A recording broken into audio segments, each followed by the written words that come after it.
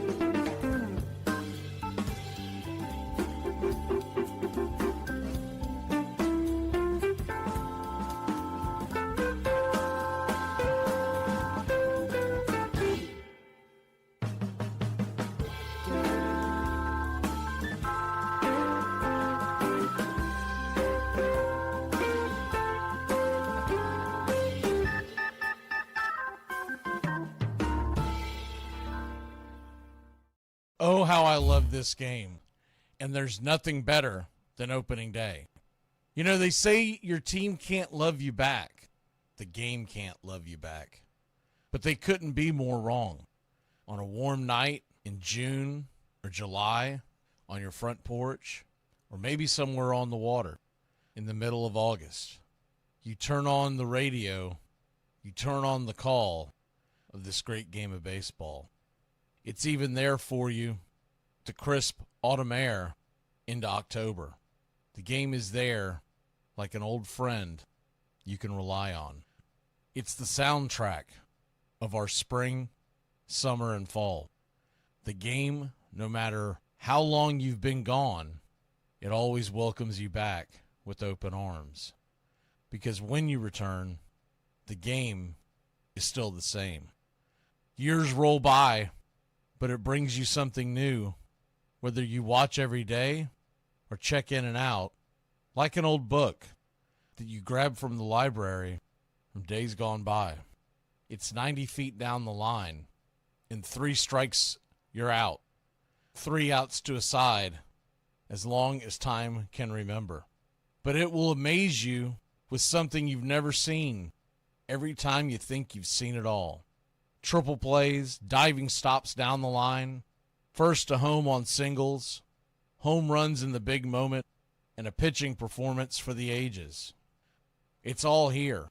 Anytime, anywhere, no matter where you are, the game, the people, welcome your return. So welcome back to your national pastime. It's our game. The story of this great nation cannot be told without baseball. It's been said several times before, but baseball marks the time. From work stoppages to segregation, to the inventions of radio and television, to the streaming options of today, it has evolved, and it will evolve into our favorite pastime. You rarely think about how unique baseball is. The only team sport where the defense has the ball, but it's also the only one which dimensions change depending on your location. We're the only game that gives you a moment to stand up and stretch and sing. But it's not 20 minutes of marching bands. It's right back to the action. From city parks and fields with strange dimensions, because you built where you could with the available lots at hand as cities grew like a weed, and you used the space that you had. From fields of the new era, even the domes and AstroTurf, and the fields that we shared with football teams many years ago as the NFL grew with popularity because of the age of television. It became very obvious as TV grew, football grew. It's a made-for-TV sport, but baseball was made for radio. The game continued to evolve with newer stadiums of today, back to open air and retractable roofs as AstroTurf went into extinction and fresh green grass returned.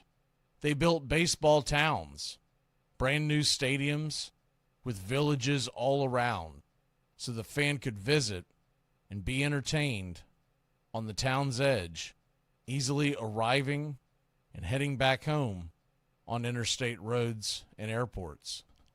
As this world turns, this nation grows. Baseball is right there with it. So here's to radio baseball, and here's to you, the fan. Without one, we wouldn't have the others. We've said it many times before, and we'll say it again. Pull up an armchair, grab you a cold one. We're set to bring you aboard for a wild ride, this great journey that we'll share together as the season unfolds.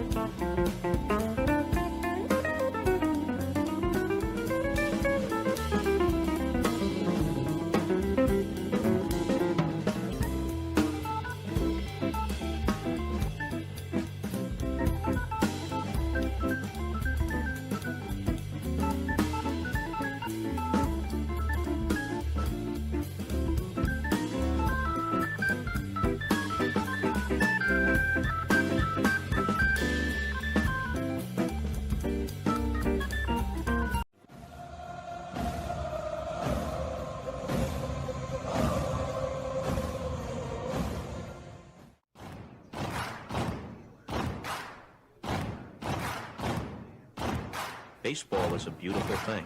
It's more beautiful in an old park. It's asymmetrical and quirky. But even in a dome with artificial turf, it's beautiful. The way the field fans out, the choreography of the sport, the pace and rhythm of it, the fact that that pace and rhythm allows for conversation and reflection and opinion and comparison. In right field, the crowd is tormenting Strawberries, singing, Darryl, Darryl. Little roller up along first, behind the man. It gets through Buckner. Here comes Knight, and the Mets win. And there's a fly ball deep to left.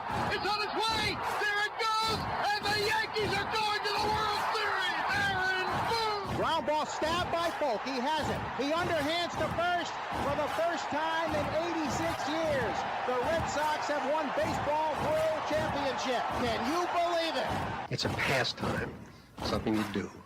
It's entertainment, something you watch. And it's a shared experience, something you talk about and read about. But you can apply those same three criteria to other things. What makes baseball special is that it's the best game that's ever been devised. Smith corks one into right down the line. It may go. Go crazy, folks. Go crazy. Sure as God made green apples, someday the Chicago Cubs are going to be in the World Series. A little bouncer slowly toward Bryant. He will glove it in front of Rizzo. It's in time. And the Chicago Cubs win the World Series. Cubs win! What a lucky break! The good Lord wants the Cubs to win! How can you not be romantic about baseball? There's a very peaceful thing. It was created and played in pastures and meadows. There's grass, there's outdoors, there's everything that people thought was American and feel about America you get in a ballpark. And it's the wonder of walking through that dark tunnel and seeing a huge open space where men play the little boy's game.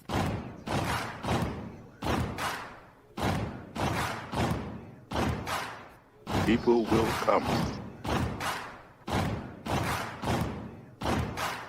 They come for reasons they can't even fathom. I'm not sure why they're doing it. They'll arrive at your door, as innocent as children, longing for the past. They sit in shirt sleeves on a perfect afternoon. They have reserved seats somewhere along one of the baselines. Back when they were children, cheered their heroes. It'll be as if they'd dipped themselves in magic waters. The memories will be so thick that I've brushed them away from their faces. People will come. The one constant through all the years has been baseball. America has rolled by like an army of steamrollers. Been erased like a blackboard. Rebuilt and erased again. Baseball to mark the time. This field, this game, it's a part of our past. It reminds us of all that once was good. That could be again. Oh, people will come. People will most definitely come. We're all told at some point in time we can no longer play the children's game. We just don't know when that's going to be. Some of us are told at 18, some of us are told at 40. But we're all told.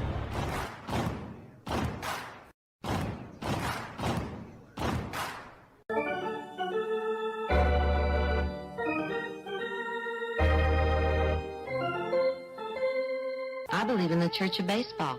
I've tried all the major religions and most of the minor ones. I know things. For instance, there are 108 beads in a Catholic rosary, and there are 108 stitches in a baseball. I prefer metaphysics to theology. You see, there's no guilt in baseball, and it's never boring. It's a long season, and you gotta trust it. I've tried them all, I really have. And the only church that truly feeds the soul day in, day out is the Church of Baseball. Braves coming. If there's a bigger thing going on right now, I don't know what it is. I never heard of half of these guys. And the ones I do know are way past their prime. Most of these guys never had a prime. This guy here is dead. Cross him off, then. The local press seems to think we'd save everyone a lot of time and trouble if we just went out and shot ourselves. We got uniforms and everything. You know, you might think about taking Jesus Christ as your savior instead of fooling around with all this stuff. I like him very much. He no help with curveball. You trying to say Jesus Christ can't hit a curveball?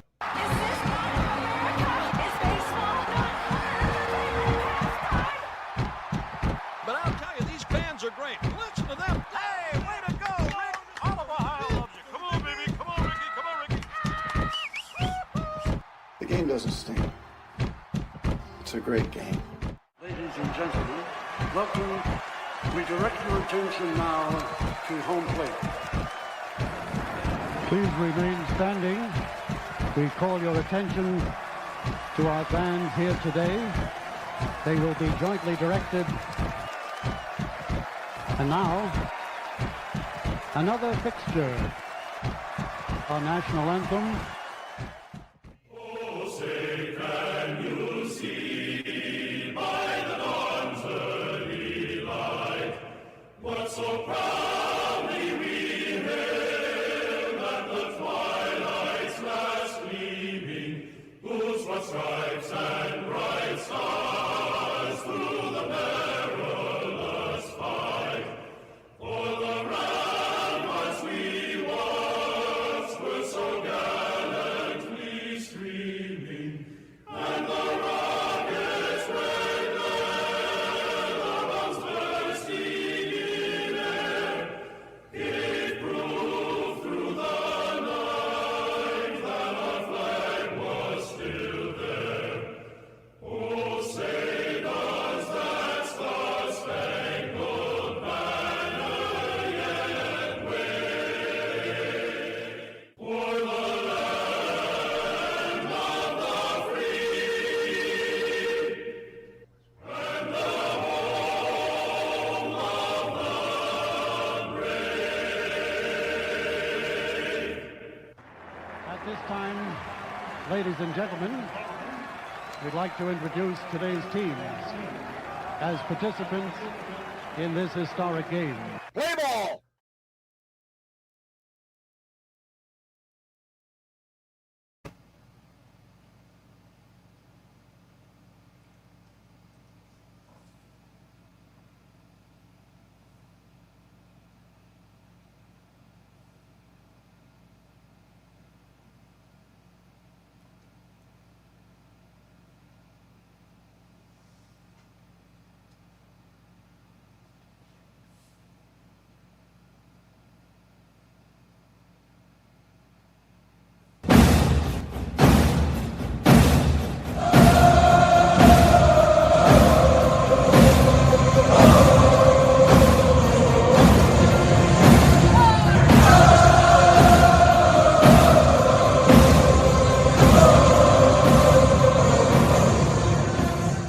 On a beer?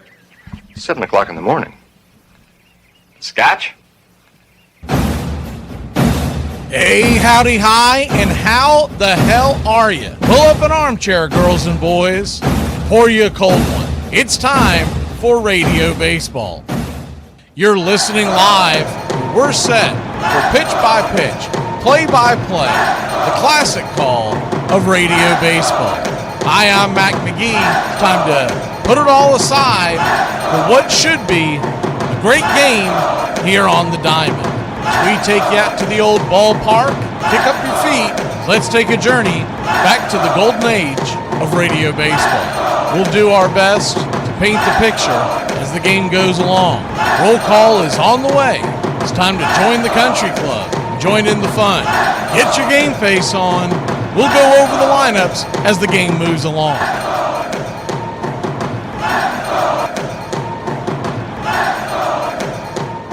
Well, it's about that time. Grab you a cold one.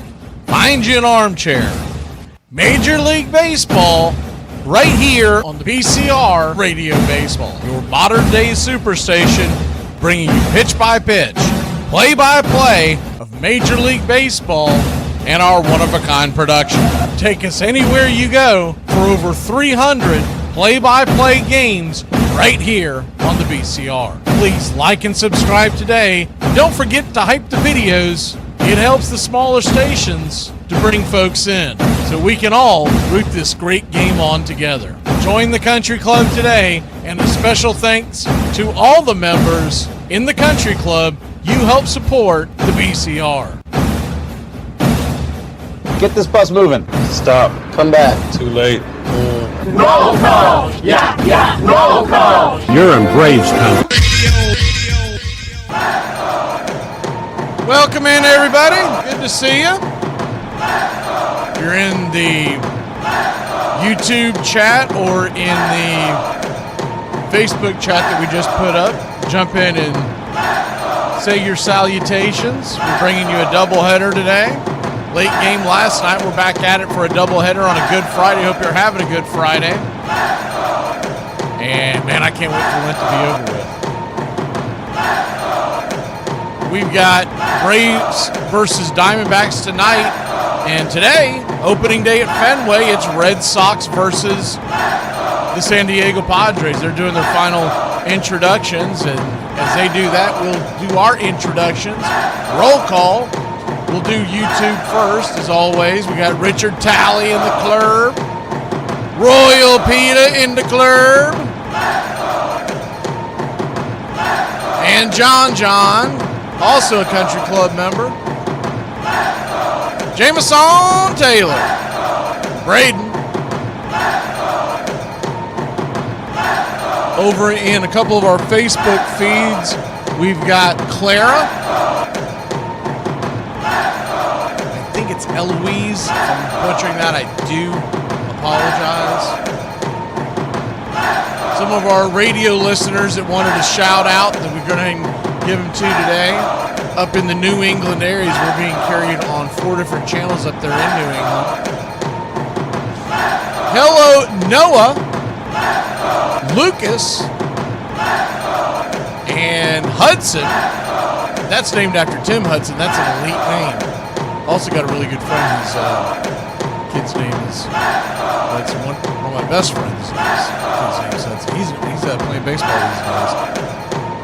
Leo, good to see you, JC, in the country club. Richard Talley, I think I already got Richard Talley, just in case I did.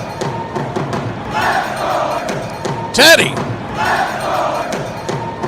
up in the New England area.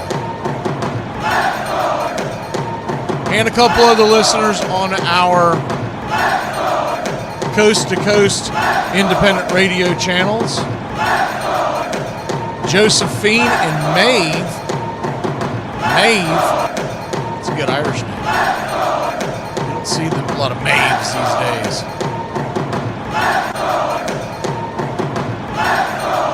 And William, along with Johnston. I believe Johnston is the first name, or at least that's what was sent to me via email. One more to Ashner.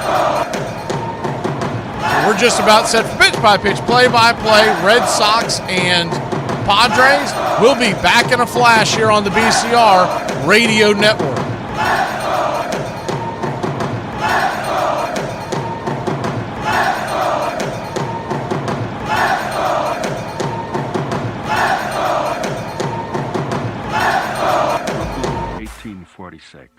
In our sundown perambulations of late through the outer parts of Brooklyn, we have observed several parties of youngsters playing base, a certain game of ball. Let us go forth a while and get better air in our lungs. Let us leave our close rooms. The game of ball is glorious. It is played everywhere. In parks and playgrounds and prison yards, in back alleys and farmers' fields, by small boys and old men, raw amateurs and millionaire professionals. It is a leisurely game that demands blinding speed. The only game in which the defense has the ball. It follows the season, the fond expectancy of springtime and ending with the hard facts of autumn. Because we've been playing it fundamentally the same way for so long, the way that we can find the benchmarks that cross generations and cross decades is to be able to use these statistics as if they were labels. They aren't numbers. 300 hitter is not a number. The 300 hitter is a tag that means something today as it did in 1930, as it did in 1890. I can make that comparison with my father, who could have made it with his father, that common language. It's our game, America's game. We'd spit tobacco juice on a spike wound, rub dirt in it, and get out there and play. Baseball's a gentleman's sport. Sportsmanship spoke from the heart of America. It is a haunted game in which every player is measured against the ghosts of all who have gone before. Most of all, it is about time and timelessness, speed and grace, failure and loss, imperishable hope and coming home. Somebody sat down and said, hey, it ought to be 90 feet. If it were 88 feet, the game would be very different. Think of the double plays. If it were 94 feet, batting averages would drop remarkably. 90 feet, that was a pick from heaven.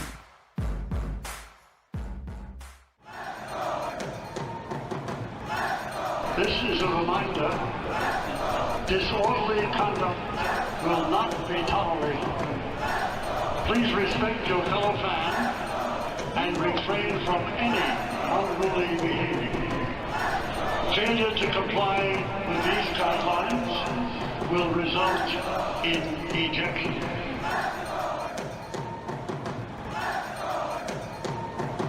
Baseball serves the same purpose as a revolution in Central America or a thunderstorm on a hot day. A tonic, an exercise. So long as it remains our national game, America will abide no monarchy, and anarchy will be too slow.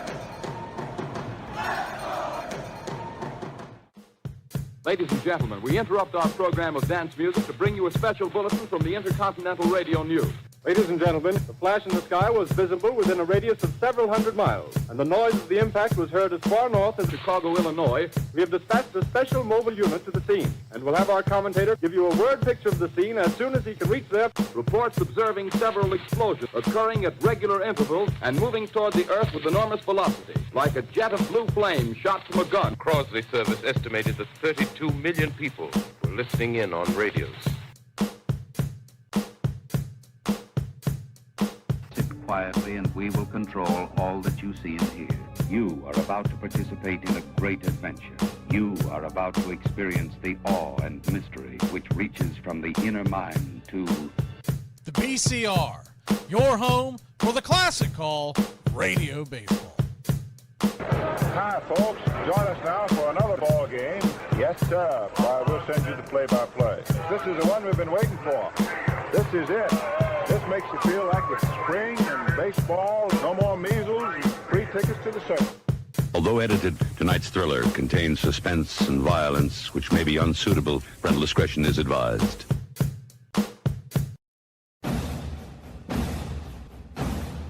2, 4, 6, 8, who do we appreciate? Braves come.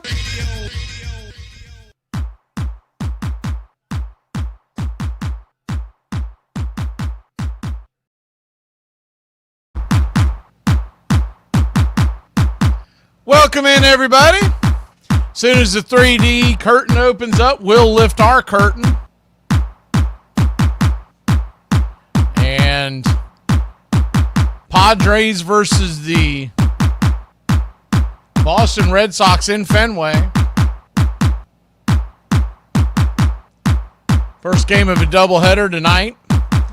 9:40 first pitch. We'll come on there at 9 o'clock tonight. It'll be Braves versus Diamondbacks, game 2 of that series. Man, if you missed that game last night, you missed a game. Woo! 17-2. That game had everything.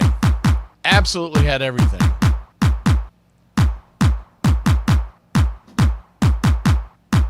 Matt Olson got his first home run. Dominic Smith hit another one. James McCann came in and pitched for the Arizona Diamondbacks. Yes, that James McCann, the catcher. And he was throwing 36-mile-an-hour ephus pitches that were just ballooning up there. It was outrageous. Boston Red Sox opening day here at Fenway. They're finishing up their final touches on a video tribute, kind of like a rally video. I don't know why they're showing highlights of the 86 86 World Series in Fenway. What the hell are they doing to these fans? They just showed Jesse Orosco getting the final out. And the Mets rushing the... I don't want to see that as a Braves fan. Too soon, man, too soon.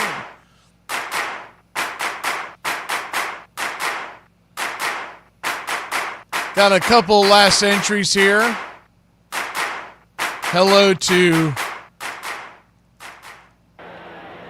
Man, I don't... Zephyrs? I think is how...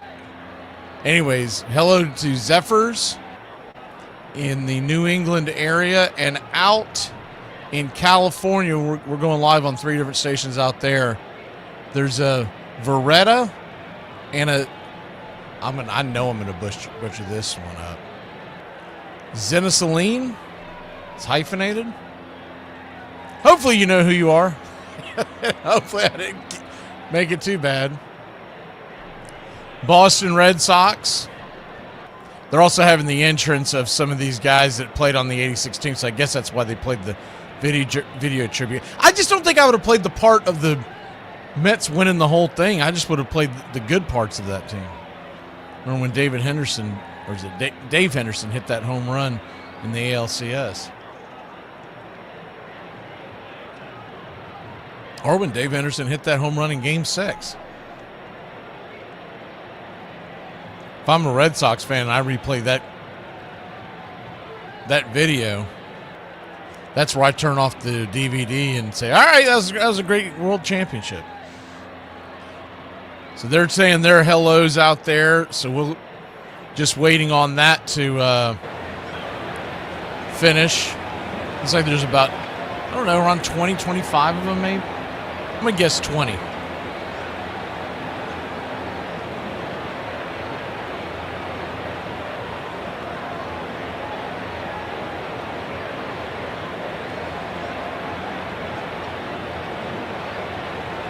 think they're all going to do a simultaneous opening first pitch.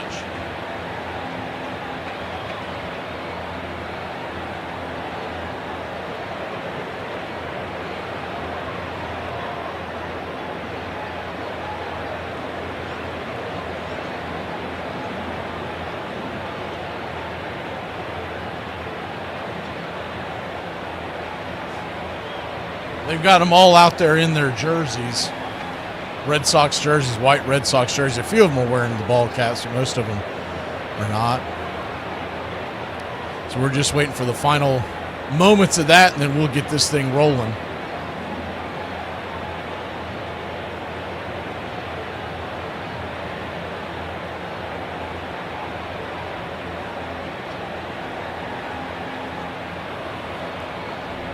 They are taking their sweet bippy. I guess they've just elected one guy to throw the pitch. And I wish I knew who this was. I'm just turn on my CC to see if I can figure it out. As you can imagine, we haven't seen these guys in 40 years, so they all look just a little different. Number 17 and number 47 for you Red Sox fans, a right-hander and a left-hander. And they throw out the first pitch, not on the mound, well off the mound, but it was a good first pitch by both, and we're about ready to play ball.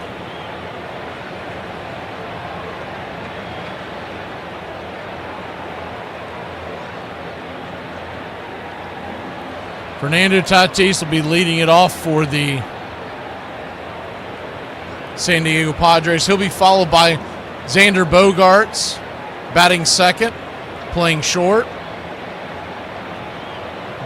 Jackson Merrill is in center field and batting third. Machado batting cleanup, playing third. Laureano is in left and batting fifth. Ramon Laureano, ex-Atlanta Brave. A lot of folks still miss that guy. Andujar is the designated hitter today.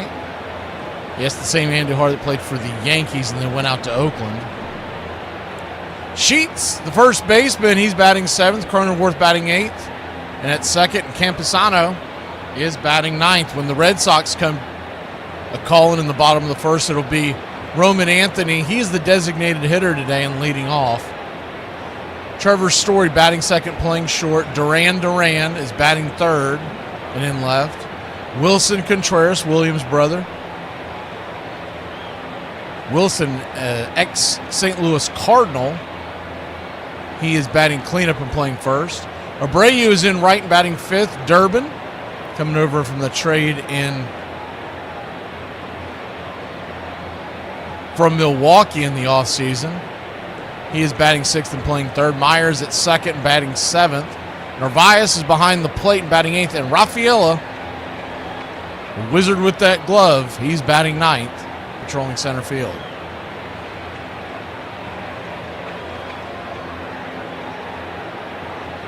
Only you would know, Peter. I've got enough teams up memorizing other people's rosters.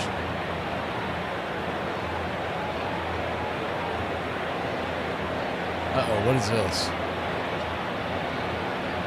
Oh, okay. Man, Yahoo about gave me a stroke. I went and pulled up one of our league tabs just to see what's going on, make sure I had everyone in the lineup. And I look over on one of the teams, and I see that DTD next to Chris Sale's name, and I'm like, oh my God, they're just talking about him having the flu. They said last night that Sale wasn't expected to come out to the park and they were going to get him some rest. I mean, I don't see any point of... First of all, keep him away from the other players. Let's not start getting a battle of the flu going all around the clubhouse. And second of all, and most importantly, he doesn't pitch again until Monday, so go ahead and get him some rest. I would tell him to don't come back out to the park till like Sunday, get fully hydrated and get ready to roll. Of course, he is going to have to come out and throw, but to me, a starting pitcher, and I know a lot of them just want to be with the guys, feel like but I could care less if I was a manager if he was there the day after he throws. Man, you do what you got to do to get ready for the next start. It's less butts in the dugout, too, so, you know. A little more Powerade for everybody. See if anybody slipped into the YouTube chat. Willis! What you talking about, Willis? Good to see you, Will I.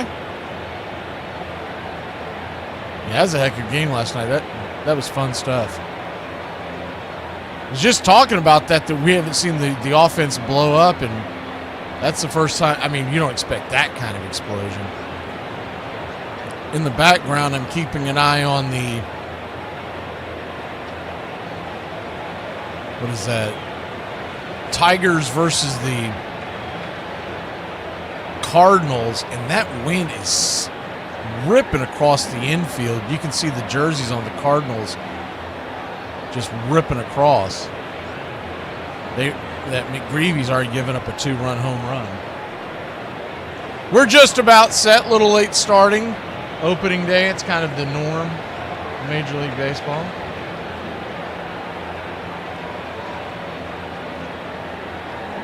Thought they were opening up the curtain, but it's shut down again. Whoever's running their board just doesn't really have it together right now. It's all home base. It's all. I did some research on that. It's the individual park that they're in charge of kind of maintaining and all that kind of stuff. They get checked on, but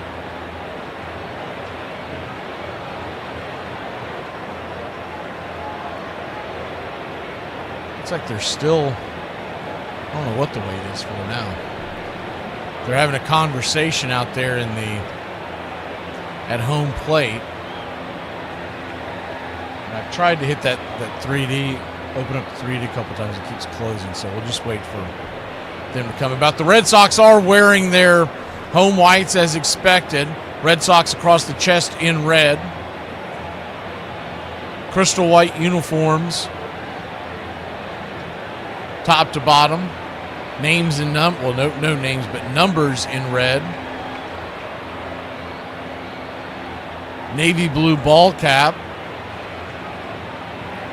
And the B across the front of the cap representing the great city of Boston.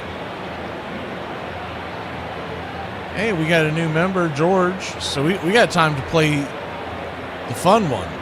The older, or the newer country club entry. We accept one of us. We accept one of us. Gooba gobble, gooba gobble, gooba gobble. One of us. We accept that one of us. We accept that one of us. Gooba gobble, one of us. Gooba gobble, one of us. Gooba gobble. Shut up! Oh my God, I don't care!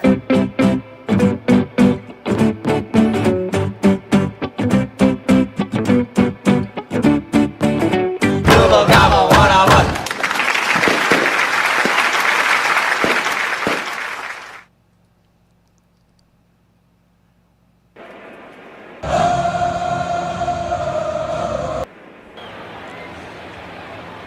San Diego Padres are going to be wearing their light brown jerseys, dark brown pinstripes, brown writing, names and numbers on the back, San Diego across the chest. It's all outlined in gold.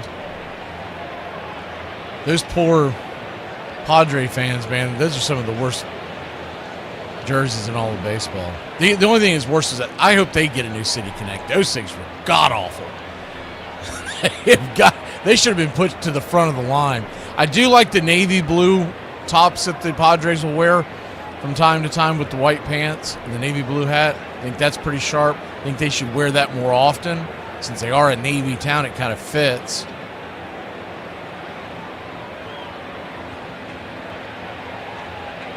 I like their old school throwback jerseys, but they don't wear those very often. And that's only just because we grew up on them.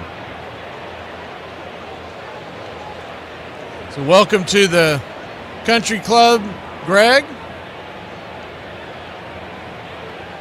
We're just about set for pitch-by-pitch, play-by-play, and as soon as the 3D lifts, we will lift it. They're still giving the final warm-up tosses to Sonny Gray. I don't think he was allowed to get out there on the mound until just now.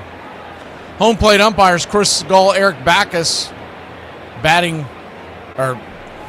first. The heck am I talking about? Laz Diaz manning second base.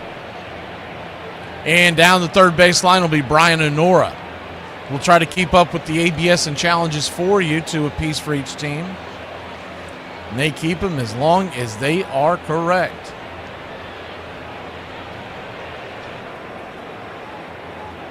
I'd still like to see them just combine the whole thing. Give them 3 for the first 8 innings. I got a new theory on this. Give them 3 total for the first 8 innings, ABS and your regular challenge for the first 8 innings, and then give them 1 each for the 9th, 10th, 11th, however long the game goes. Tatis is standing in the box. We're waiting for the 3D to kick in. As soon as it does,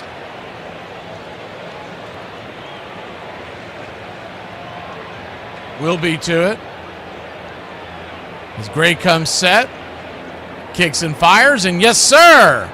It is baseball time in Fenway, and the first pitch on the way to Fernando Tatis is a swing and a miss. It's 0-1.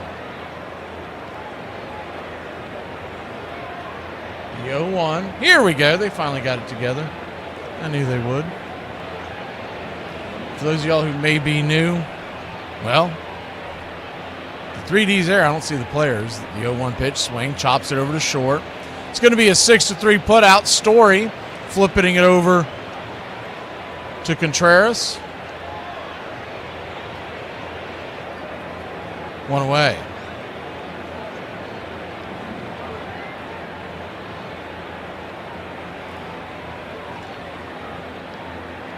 Xander Bogaerts is coming to the plate. This is his first appearance in Fenway since he left to go to San Diego, so he is getting a standing ovation.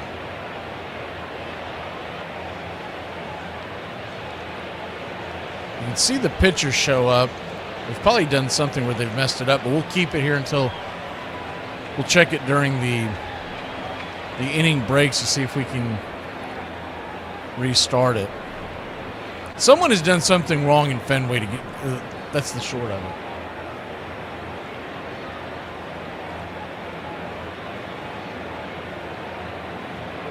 Righty-righty matchup. First pitch on the way. Swing.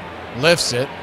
High into foul territory on the third base side. There's not a ton of third base foul territory over there on the third base side, but it will be an F5 in your scorecard, and there's quickly 2 down. Durbin saluting the crowd. And that'll bring Jackson Merrill to the plate. Merrill, righty-lefty matchup. First pitch on the way to the left-hander Jackson Merrill. Kicks and fires, swing. Fouls it off the shoe top. It's on.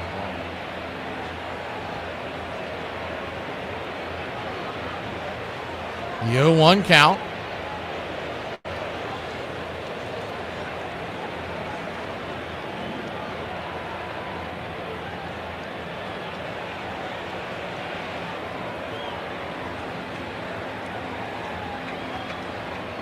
Just putting that on the screen so if anybody pops in, they wonder, oh, wait a minute. It looks like they finally got the players. The 0-1 pitch, swing, fouls it away. It's 0-2. So an 0-2 count to Merrill. Righty-lefty matchup.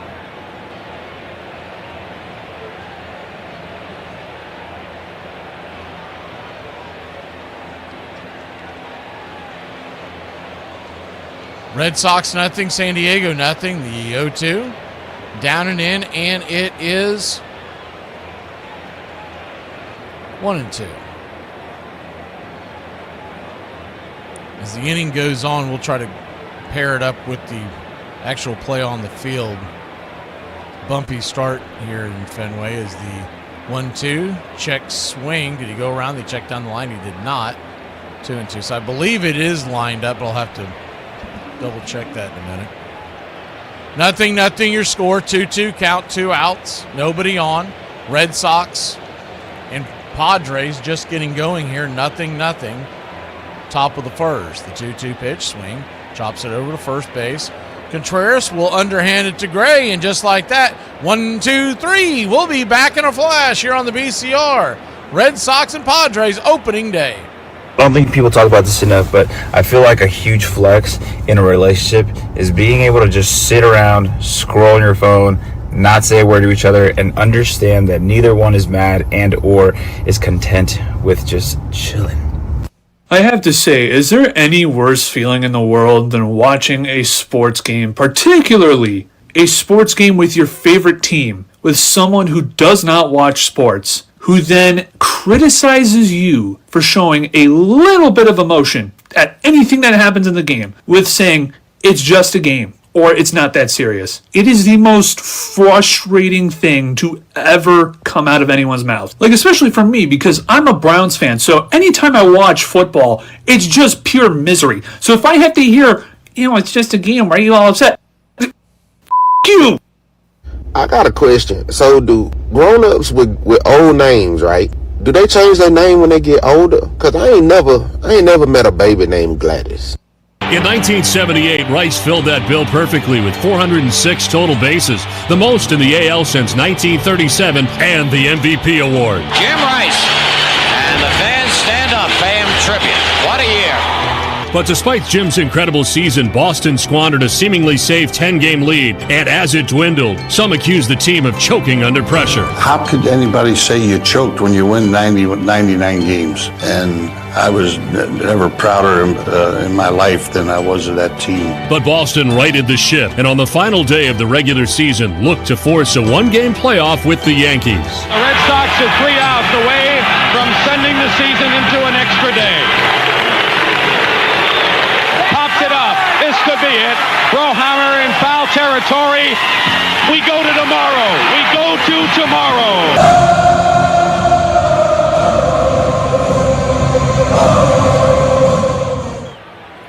Welcome back. First pitch on the way to start the bottom of the first inning here in Fenway Park for the 2026 season is a ball way inside to Roman Anthony. The Roman Candle takes it for a ball. It's 1-0. Righty-lefty matchup, the 1-0. Michael King fires it up top for a strike, 1-1. Left to right across the outfield for the Padres, it's Laureano, Merrill, and Tatis. This is the 1-1 pitch, swing.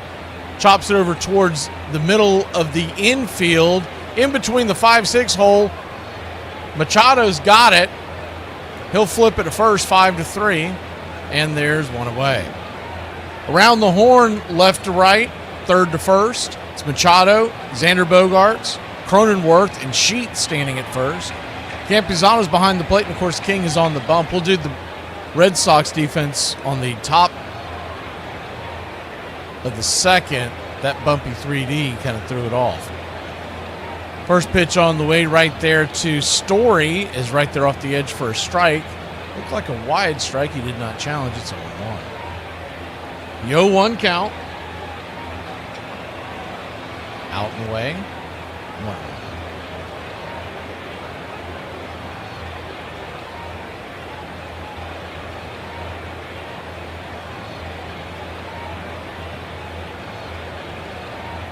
The 1-1 down and away.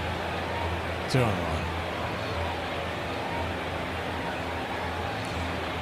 Yeah, I've got an old Padres jersey. Richard was talking about I've got an old one, Tony Gwynn. I know that doesn't shock anybody. The 2-1 pitch chops it down the line. 2-2. I was never much of a Padres fan growing up, but I was a big Tony Gwynn fan. I've always liked the guys that can get on base over the home run hitters. This is my preference.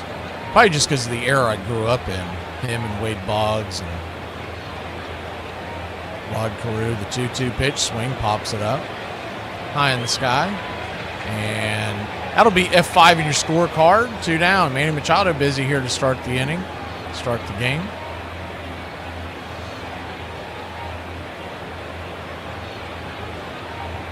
Glad you like the new welcome song, Willis. The only problem I have is it's longer, so when we want to use that one, I have to pick my spots because I really don't like talking over it because it's too loud, but it is funny as hell. First pitch on the way to Jarren Duran chops it off the plate, foul. It's 0-1. Duran 3 for 18 on the year, off to a slow start, 2 RBI. We saw him get into a few in the WBCs. The 0-1 pitch, swing, rolls it over to first, and that's going to be a 1-2-3 inning to start the bottom of the first here in Fenway Park. We go to the top of the second. 0-0 here at Fenway. Hey, whoever called my job today pretending they was me and then proceeded to quit, your mama...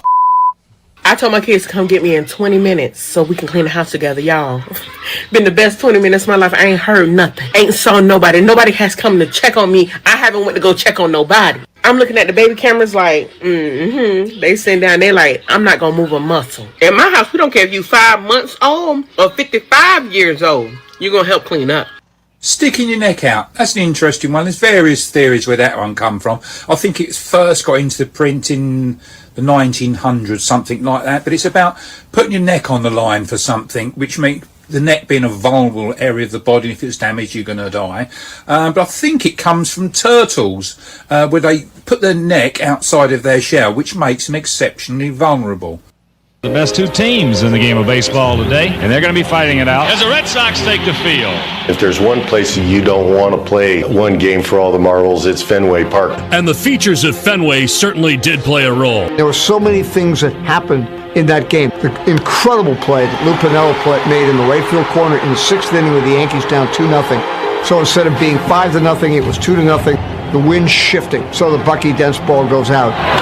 Ball hit hard to left field. Yastrzemski goes back. He looks up. It's going to be out of here. Home run for Bucky Dent. Dent put the Yankees on top, and Boston fans would be forced to watch their rivals celebrate on their field. Nettles at third base. Backing up. He makes the catch, and the Yankees have won the division. The Yankees have won the division, beating the Red Sox 5-4 in a game that will go down in history as one of the most memorable, hard-fought contests ever. I just bought $200 worth of groceries, and you bet your ass I'm going to Taco Bell. Welcome back here to Fenway. Sonny Gray kicks and fires the first pitch on the way, and it's swung on and sizzled back to the backstop. It's 0-1. Manny Machado, the batter, left to right across the outfield for The Boston Red Sox, it's Jarren Duran, Rafaela, and Abreu around the horn, third to first, as Gray comes set, turns and brings it, swing, chops it down the third base side, foul towards the dugout. It's 0-2.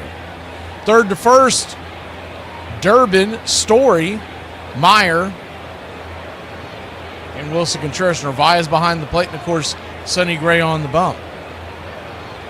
The 0-2 count, sunny day here in Fenway, and the 0-2 pitch is rolled over to third, and that'll be a 5-3. High throw, but Contreras stays with it, one away.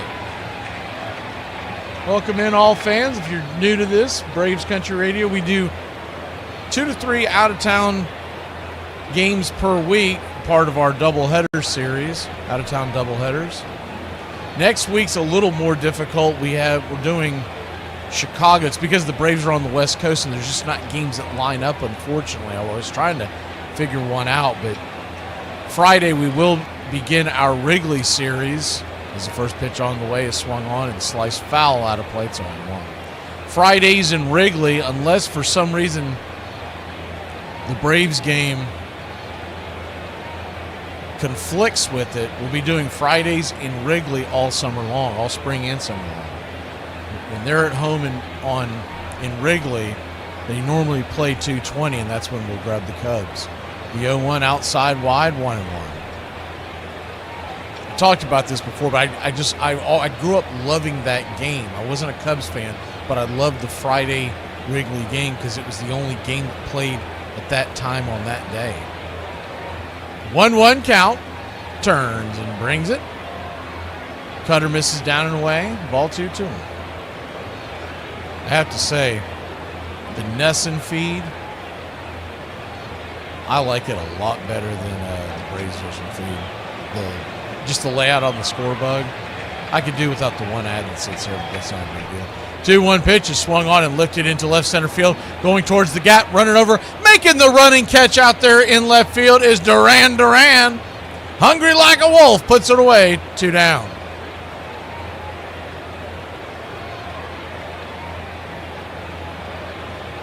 Rafaela doing a great job of backing him up on that play.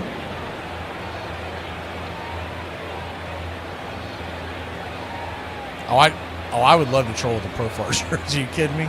Sit up there with the cold beer and start tearing up like Terrell Owens. I'm like, that's my designated hitter. First pitch on the way is swing and a miss. Andujar. It's 0-1. He was once being rumored to be traded from the Athletics to the Braves a couple of seasons ago. The 0-1 pitch, check swing, down and away, 1-1. And then we decided to go all in and fix the left field problem with the big time contract, and the rest is history. Thank you, Jerks and Profile. 1-1 count, down and away, 2-1. Think about the money they could have spent that on in free agency that would have helped the team, because we've gotten nothing out of this as far as bats wise. So you could have put that towards a starting pitcher. Last year probably turns out about the same, but this year, if you had a good solid starting pitcher like a Sonny Gray, because he was in that same rumor mill at the time. 2-1 count. Just misses outside, ball 3-3. And, of course, one of the main reasons why Gray was being rumored, this one he's a free agent, to come to the Atlanta Braves is because he is from Smyrna, Tennessee, went to college at Vanderbilt, so he's from Braves country. He's from Nashville, played his college ball in Nashville, and that's right down the road. The 3-1 pitch, swing, pops it back out of foul, challenging him with the four-seamer. Sonny Gray, 5'10", 190-pounder. Out of Smyrna, Tennessee. That's right out. It's one of the suburbs of Nashville. If you know, you know. I don't know if they've cleaned it up, but Smyrna used to be a couple of rough joints. Payoff pitch, swing. That ball's laced over towards short. Story's got it. And that'll be the end of the story. Padres go down. 1, 2, 3. We go to the bottom of the second here in Fenway. How you doing today? Lynn Jacksonville. I just want to tell you congratulations on your success, young man. Thank you. you. Hold your head up, all right? You guys have had a most magnificent season. Thank you. And you did a great job out there today. Appreciate so you it. just hold your head up, okay? Thank and you, ladies ma'am. and gentlemen, Duval, you the one. So again, I go to the gym not because I want to look good or be strong. I go to the gym because people me off. And that's where I take my frustrations out at, because I don't want to go to prison for knocking a head off their shoulders. So the last time I was maxing out on deadlift, I had over 600 pounds laying on that ground ready for me to lift it. So I really had to get my mind right. So me and my wife was on our honeymoon in Memphis, Tennessee. And literally, my wife is the 10 in Tennessee. Like, it was men and women just eye gawking her, like couldn't take their eyes off of her. We was leaving a bar and this lady stopped my wife and was like, "Damn, baby, you pretty," and just disregarded my big behemoth ass standing right behind her. And the same people that was salivating over my wife had their face all frowned up and looking at me like I'm the original Fritos in the variety chip box, like I'm just unfavorable and don't belong here or something. So thank you, Memphis, Tennessee, for letting me max out on deadlift that day. The heartbreaking loss left the Red Sox captain with a sense of resolve. Well, I'd love to get back into one more World Series and possibly win one, but I won't stay around if I can't play the game, help the ball club. But help he did, and in '79, Yaz reached two memorable milestones. Long drive, right field, way back, near the wall, and there it is! Home run number 400, Carl Yastrzemski. There goes the ground ball, base hit, number 3,000, Yastrzemski's got it. And all hell breaks loose at Fenway Park. Yaz became the first American League player to hit 400 home runs and collect 3,000 base hits. They say, Jock, we got you on the list for overtime, Saturday and Sunday.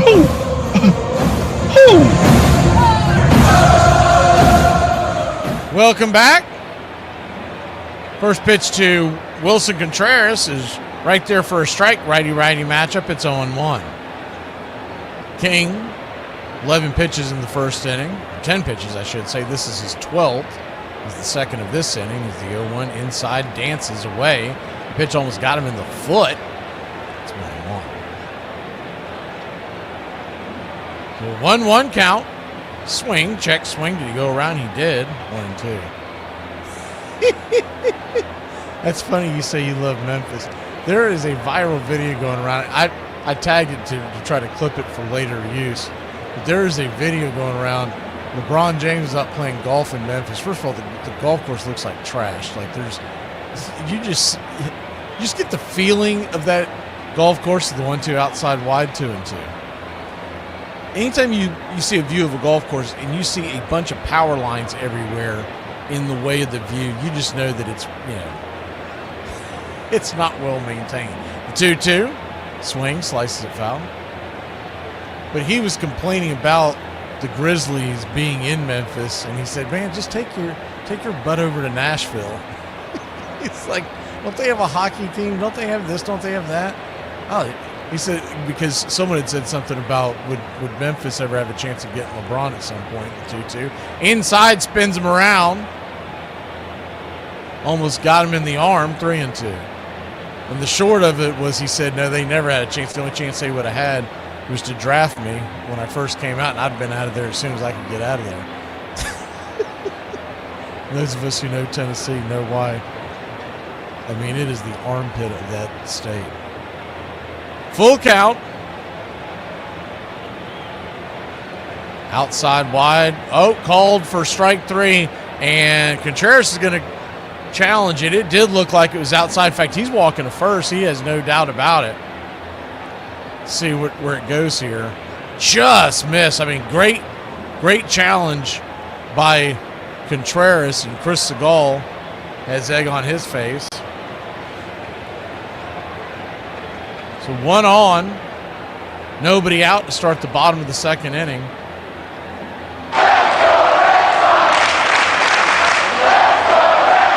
For those of y'all who've never been to that office, it's just, first of all, it's crime-ridden. The first pitch on the way is right there for a strike.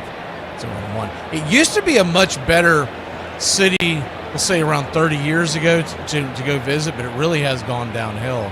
But just funny as hell when he was, because whoever was taking the video said something to LeBron about his 0-1 pitch swing. chops it over to first. That's going to be a 1-6. They are going to say that Bogarts held onto the ball for the fielder's choice putout, but he drops the ball on the exchange, so it is a force play.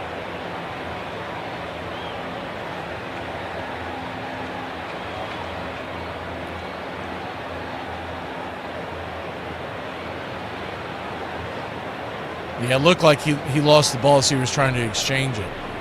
So Abreu stands at first now with one out. First pitch swinging, check swing. Was that a fair ball? It is a fair ball, and they're going to get an easy double play as the batter, Durbin, stared at the ball, and by the time he got to running, it was too late. He probably was safe if he's booking out of the box. We'll be back in a flash. It's 0-0 here in Boston. I'm sorry, baby. You're doing a what? A Sean Connery board with like the meats and the cheeses and everything for school. What do you mean a Sean Connery board? A Sean Connery board is like you chop up the meats, cheeses, you make it really nice. It's like a cutting board, and you make it like Sean Connery? A Sean Connery. The actor Sean Connery. It's the board, like a board. It's for eating. It's like decorative, and you have like all these different meats and cheeses, and it's like people do like Sean Connery board. I'm not positive, but I'm going to say that you're thinking of a charcuterie board? No, the name is Sean Connery. Like James Bond. James Bond Sean Connery. No, it's Sean Connery board is like the cutting board that has like the meats and cheeses, and like it's decorative and it's really pretty. Why would that be a Sean Connery board, baby? Explain that to me. That's what it's called. Why would it be called that? Because that's what it's called, is a Sean Connery board. And it's like decorative, and you bring it to like Is it shaken, not stirred? What does that mean? Nothing. It's fine. I'm not stupid. Wait, okay. I'm not. All right. No, that's cool. I'm going to be a doctor. I'm not That's good for you, baby. Good for you. He continued to play until 1983, when he finally knew it was time to let go of the game he so loved. I hope you will think of me as a winner, because I feel just playing one game at Fenway Park makes me a winner. There have been bigger characters, there have been more stoic guys, but there's something unbelievably unique about Yaz. I just don't make him like Yaz. Homeless people are so selfish, always got their hand out. I am $7.50 away from your current predicament. Get out my face. Welcome back.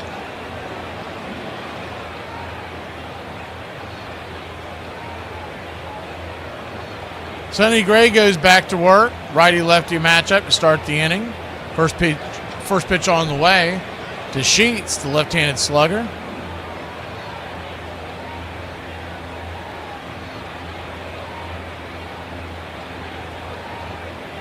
Right there for a strike, it's 0-1. The 0-1 pitch, swing, lifts it into shallow left field. Trying to make the sliding backhanded grab is Story. It's just going to bang off his glove. May have lost it in the sun a bit. Difficult play, and it's going to be a leadoff single for the Padres.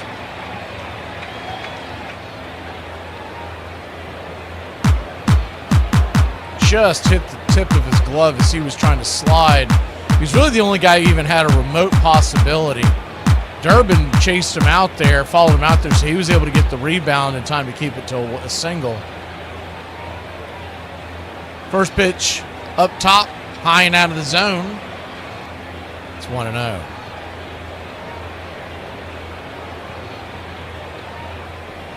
The 1-0. I woke up in Memphis one time. I think I've told that story here. The 1-0 pitch, up high. 2-0. That was in the mid-90s. Was it 30 years ago? Somewhere in that neighborhood. Actually, I mean, it was probably right around 96. It was somewhere in that neighborhood. 2-0 count. Kicks and fires, high and out of the zone. 3-0. I was bouncing in downtown Nashville. And we went out and partied all the time. After work, you're in your early 20s, and that was the thing to do. You get off work around 3, 4 in the morning, and there was always something going on somewhere. As the 3-0 right down the pipe for a strike, 3-1. Well, this particular bar would start serving you about an hour before closing. So after a couple hours of closing, and this is after it's closed off to the customers, but you still had people in there, bartenders, everything partying. The 3-1 count. Swing, rips it down the line, foul. Full count. And anyways, to cut to the chase, we got to partying. We all went to this house party. I guess you call it a house party. It wasn't a big one, but probably 20 plus people. And I remember that, and I remember being the party, and pockets. That is 3-2 swing and a miss, strike 3. Runner goes, and he'll be safe up at second base. So it is a stolen base for Sheets. But there is now the strikeout in the books on Cronenworth. That was a filthy pitch. Narvaez got a late start to letting go of that ball. It looked like he almost lost his balance for a second. Righty-righty matchup. Number 9 hitter Campuzano takes the pitch up high for a strike. Nope. Called it a ball. It's 1-0. Anyways, next morning, that is, you're trying to figure out where you're at, all that nonsense. And someone finally tells me that I'm in Memphis. I was like, where? It's the 1-0 count. Right there at the knees. 1-1. But I was working in Nashville. That was several hours away. And I guess I must have snoozed in the back and we woke up when we got to the party, which I was famous for doing, the little, sleep and rally type of thing. With the 1-1 off the plate, 2-1. So I guess when I got to the party, I didn't ask where we were. I just knew I knew the people. Because my thing was, man, I got to get someone to run me to my truck. Where's your truck? And I mentioned the bar, and they go, dude, that's in Nashville. Yeah, we're in Memphis. 2-1 count as Gray flips it back towards second. He's actually going to hold on to the ball. Sheets goes diving back in. That'll count as a move. And I had to wait for someone to wake up and run me to my truck. I had to be at work that night at the bar. I got there just in time, and heck, our shift didn't start till 9 p.m. 2-1 is right there for a strike, 2-2.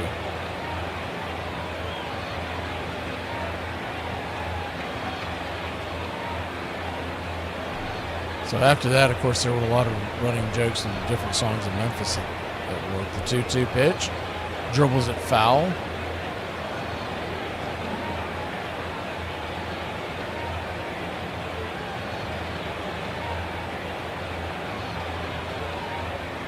That's all you had to say, PETA. Medieval stoning and a story in Memphis. I can pretty much piece that together. 'Cause I know that town. But I've been there a few times, but that was the one time that always sticks out to me because I was like, where am I? Who said what in the what? Did that a few times in my early 20s. So when I joke about, I'll black out, wake up in another city. I mean, I'm being serious.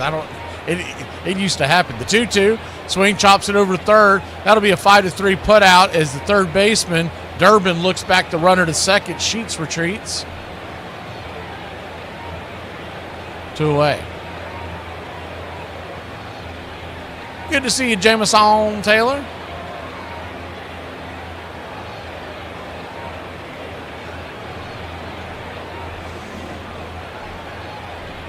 I bet she was, PETA.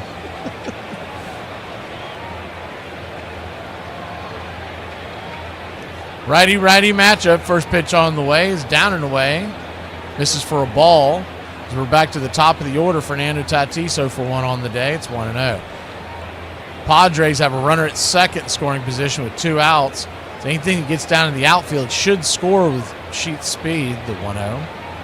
Inside, ball 2-0. Standing on deck is Bogarts. In the hole is Merrill, but there are 2 outs. Top of the third. Hope y'all are enjoying your Good Friday. I think that used to be a little more celebrate that it is nowadays. The 2-0 pitch, swing, lifts it into right center field, drifting over at the warning track, making the catch, and that's out number 3. So Gray gets out of it unscathed. We'll go to the bottom of the 3rd here in Boston. I got a question. Why the zoos be charging us to look at animals that they kidnap? I've got a woman who I work with who every time she emails me, she marks the email as high priority or high importance.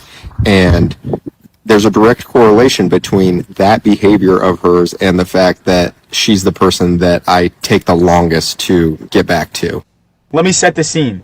1776, Revolutionary War, the British are coming, you're scrambling, you're running, you're telling your friends, all of a sudden, pop! Your Achilles, torn. What's next? What is next for someone who tore their Achilles in the 1700s? Because no doctor knew what was going on. Nobody. What do? Is that it? Your life's just over? They just take you out back and shoot you like they do the horses? I mean, done for. When the 70s ended and Fenway Park got rolling into its 8th decade, the Red Sox celebrated an earlier era by retiring the numbers of both Ted Williams and Joe Cronin. The walls of Fenway are rich with history. It's Boston's way of keeping the past alive for those in the present and the future. We always have had a theme here at Fenway Park of trying to celebrate the generational aspects of baseball and the fan experience. And in 1986, we had a very special Old Timers Day plan. And that day included the presence of an iconic trio of brothers. 3 members of the famous baseball family, Don, Joe, and Vince DiMaggio, will present an ash tree symbolizing Major League's baseball family tree. Unbeknownst to me at the time, the 3 DiMaggio brothers had never appeared together in a Major League stadium or ballpark ever. Nor would they ever again, as Vince would pass away a few months after sharing the day with his brothers. But you can't have a memorable past without a successful present. And throughout the first half of the 80s, the Red Sox showed signs of better days ahead. Welcome in, your home for the classic call, Radio Baseball.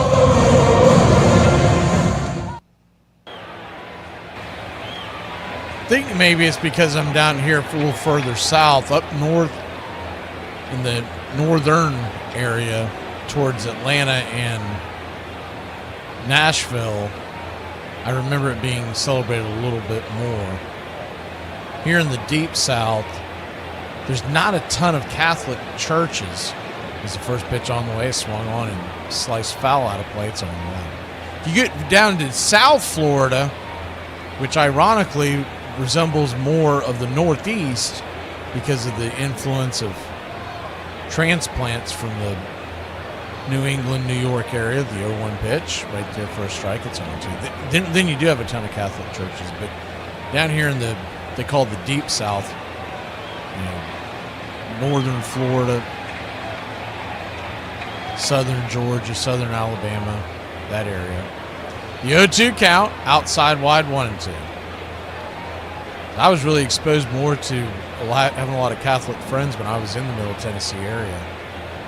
Never really been practicing anything, but I do respect everybody's beliefs, and I take what I can take from it. The 1-2 pitch, swing, chops it off the wall. That's going to be a leadoff double for the Boston Red Sox. And good piece of hitting there, just peppered it off the green monster.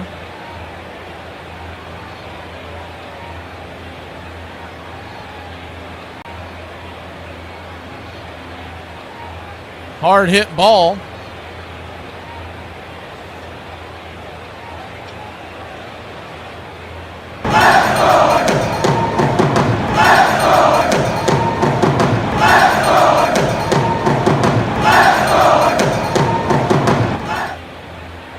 Righty-righty matchup. First pitch misses for a ball. It's 1-0.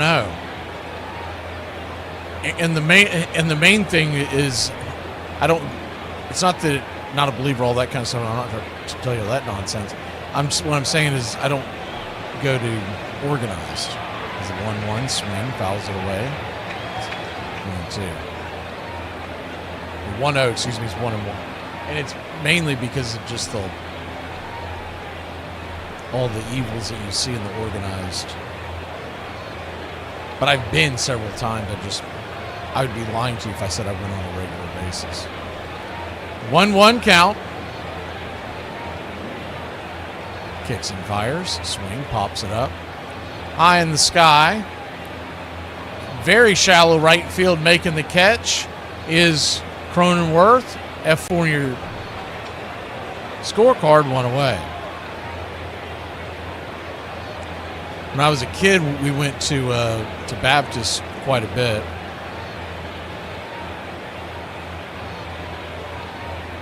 Baptist churches are all over North Florida. That's pretty much when you're growing up as a kid in North Florida. If you're not Baptist, everyone gives you the side eye. Righty-righty matchup. First pitch on the way. Swing and a miss. It's 0-1. I don't know where you're hanging out, Peter, but I'd say it's not the same circles I am. The 0-1 count. Rafaela, the batter. Number 9 hitter. Right there on the outer edge. 0-2.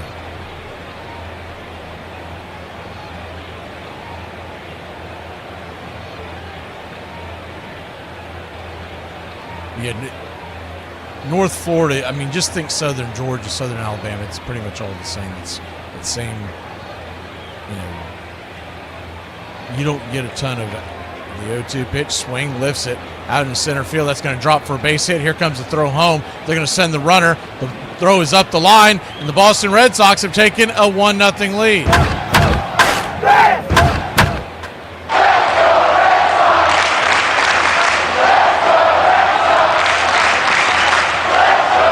So an RBI single for Rafaela. He makes it down to second base on the throw, but that should be a single.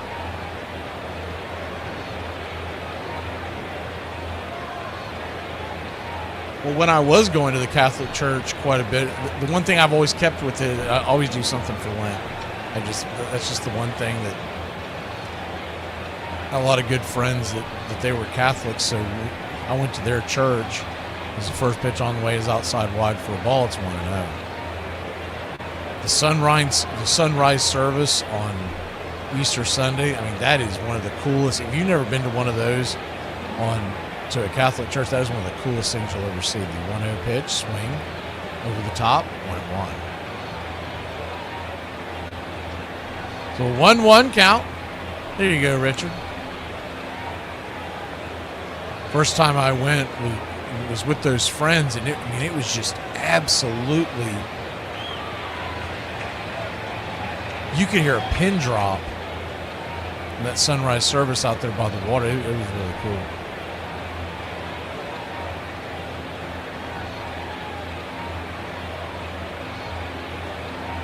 Roman Anthony, the batter, a quick mound visit.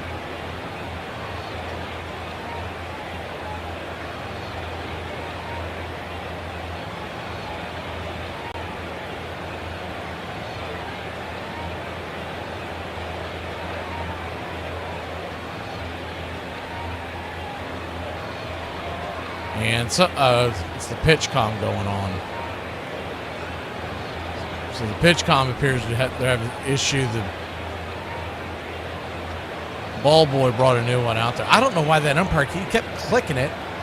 Is that Chris Segal? Kept clicking it like he's going to be able to fix it. Dude, just let the new guy, just grab the new one and let's go. He kept clicking it like he was going to fix it. They got the whole thing in a big bag from Wish.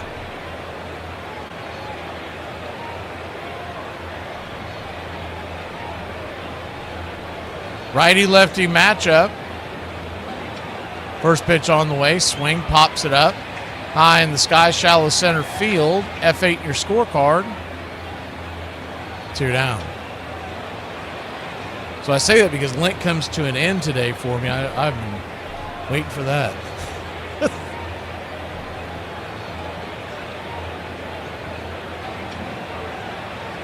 But I get you. And it's because I've moved away and I'm down here in the Baptist area that they don't do a lot of it. But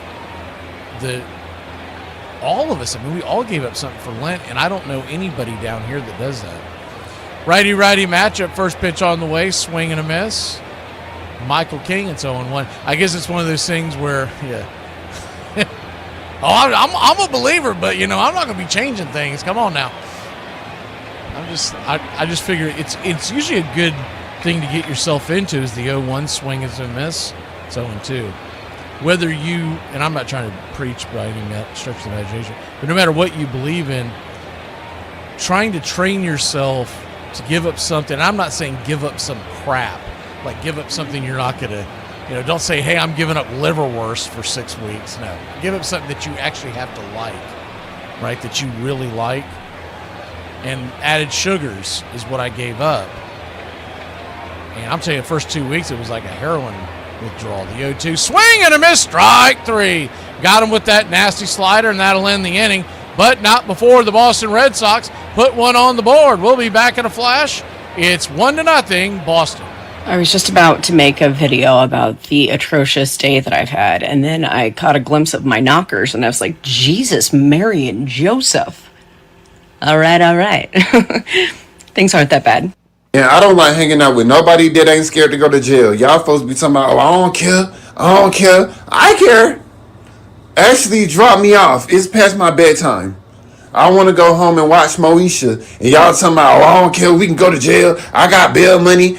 I want to go home, bro. I like to make it home safe, actually. And I hate riding in the car with a motherfucker who would rather listen to the seatbelt ding than just put that on. By 1986, they were poised to contend, for their promising young pitcher was now healthy. He was coming off shoulder surgery, so we didn't know what to expect out of him. We knew that he was good, but how good was he going to be? Boston fans found out real soon in April when Roger Clemens had a date with history. Clemens gets the side. We had a pitching duel in April against Seattle. Here's one pitcher that's ready to go, Roger Clemens. On a semi-cold night with not a lot of fans there to see something that's magnificent. Believe me, they missed the greatest show on earth that night, and it happened at Fenway Park. Never has there been this excitement in the last couple of years here. It was almost like a no-hitter. And strike 3. You just didn't want to say anything to him. You didn't want to approach him on anything. You just wanted to let him do his thing. Strike 3. Number 11. He was just overpowering. Ball was exploding. You don't have many nights where you sit back there and you feel like you're playing catch. Number 15 for Clemens. Even if they knew it was coming, they couldn't hit it. 19 for Roger Clemens. 0-2. A new record. 20 strikeouts in a game. What a performance. Not only is he remembered for the 20 strikeouts, but that marked the coming of Roger Clemens.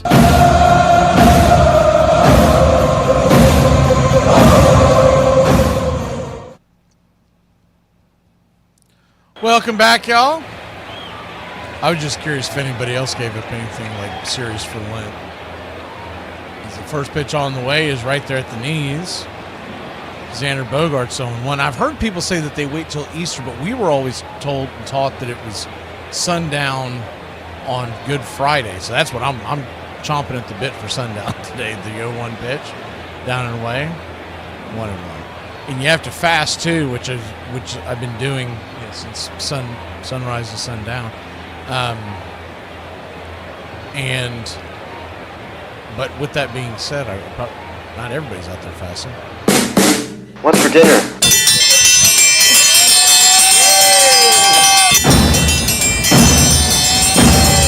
2-1 count to Bogaerts. Hey, chef, what's for dinner? Welcome to the Country Club. Matthew as well. We're going to play your sound here in a second. You have to wait for the right break. 2-1 pitch. Swing. Cracks it to left field. That ball is going to be caught at the wall. What a great catch by Jarren Duran. That gives us a chance to hit the Country Club. We accept one of us. We accept one of us. Uber gobble. Uber gobble. Uber gobble. One of us. We accept that one of us. We accept that one of us. Uber gobble. One of us. Great catch. One of us. Uber gobble. Shut up! Oh my God! I don't care. Jarren Duran got a tip of the cap by Sonny Grace. He leapt at the wall. First pitch swinging by Merrill is sawed off foul. Welcome into the Country Club, Matthew.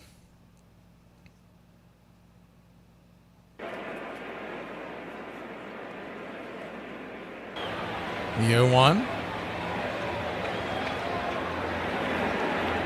Kicks and fires.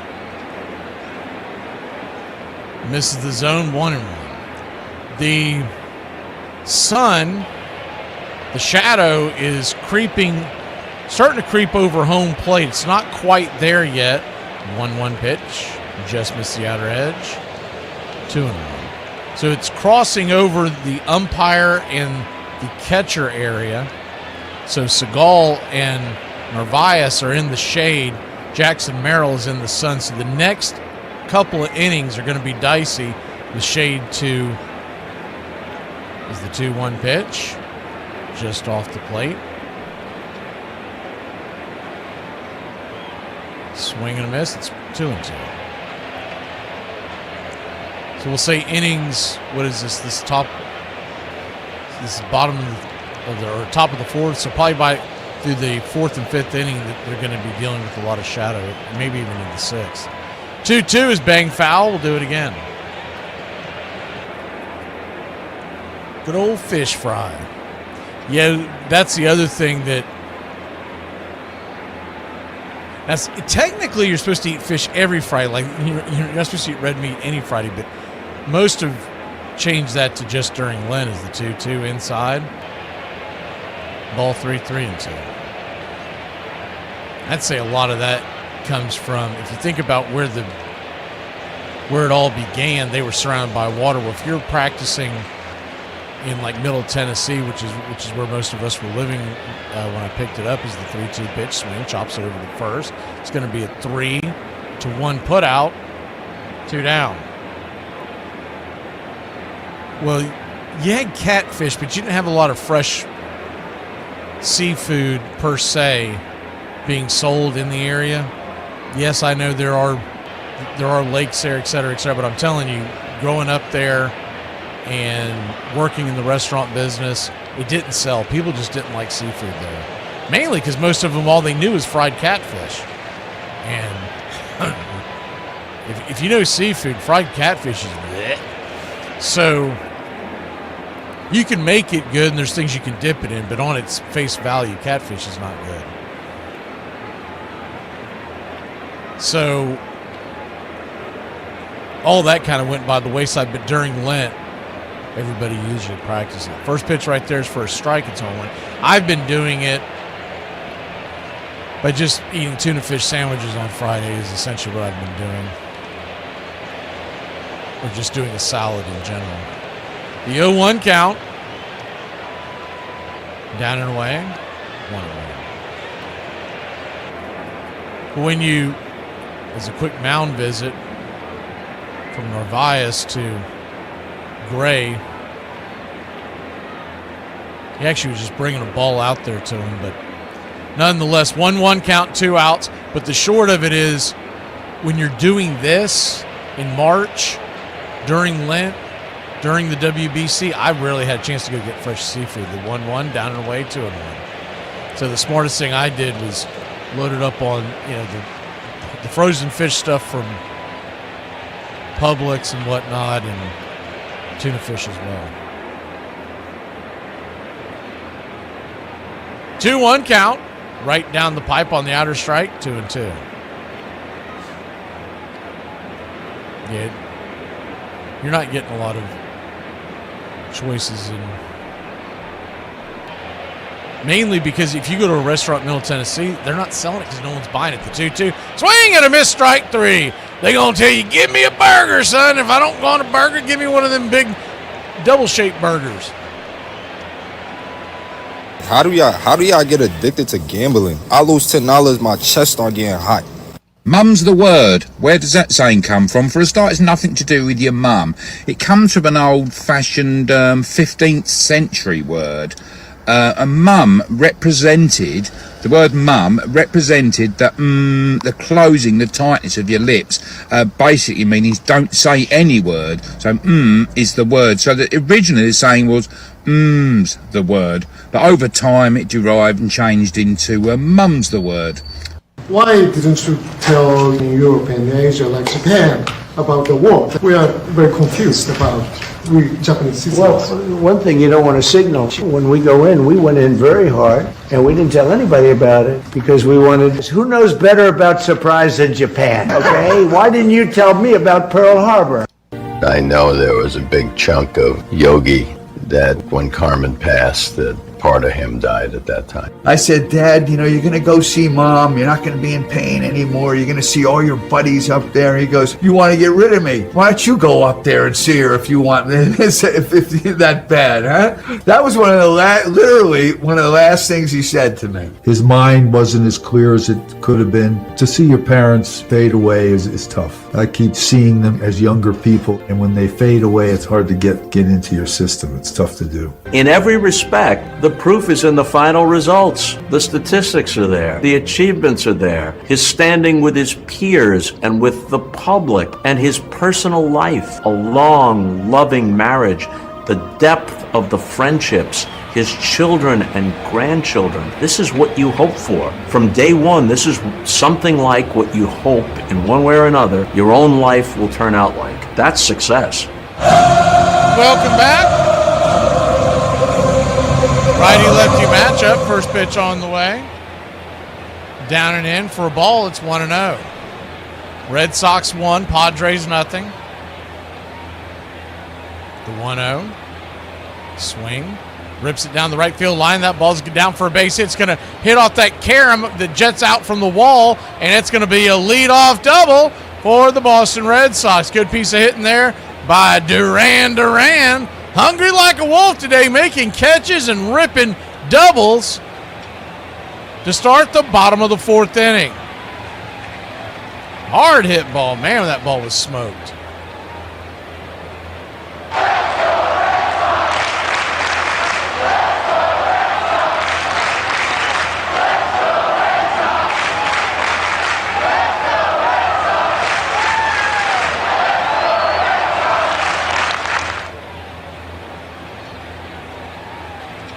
Righty-righty matchup. Contreras, the batter, the cleanup hitter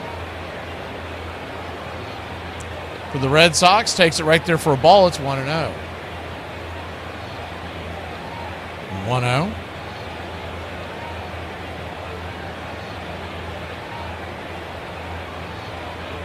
Fires one there in the just on the inside track. It's 1-1.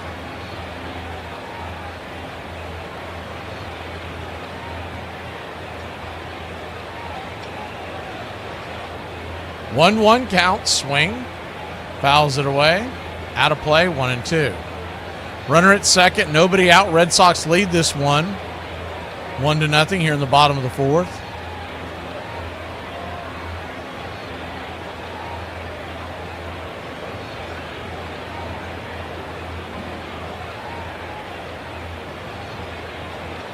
One, two. Yeah, I don't know what I'm going to do in between this game and the other game. I don't know if I'm going to try to take a nap, but I usually can't. There's the 1-2, swing and a miss, strike three. When I'm down, I usually have 100 things I have to get done. So once I'm up for these long days. I didn't get done with all the other stuff I had to do for today's game and all the other junk till almost 3 a.m. last night. So quick turnaround, but I slept in a little bit this morning, got up around, 10 or so. First pitch on the way is outside wide for a strike. It's 0-1. But I had a bunch of junk I had to get done before I started getting ready for this at 1:30. Thankfully, I just got that done in time. The little things that you're glad you did before you went to bed because you knew you'd be too tired when you first woke up on a short rest is the 0-1 check swing. Did he go around? They check down the line. Third base umpire, Honora, says he did. It's 0-2. I made myself an iced coffee, the whole 9 yards, right? Like got it ready to roll in the fridge. Woke up this morning, and when I went to the kitchen, the first thing I said was, "Thank you, Pass McGee. Thank you. You almost screwed me, but you didn't." 0-2 count. Because sometimes, you know how it is, you go, I'll do it tomorrow. It'll be fine.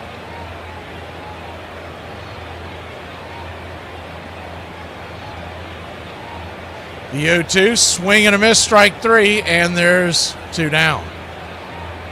The Red Sox get the leadoff double. And now it'll be up to Durbin to try to bring him home.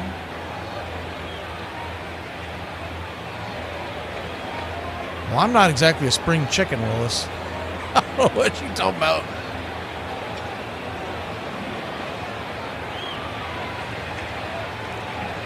Righty-righty matchup. First pitch on the way is down and in.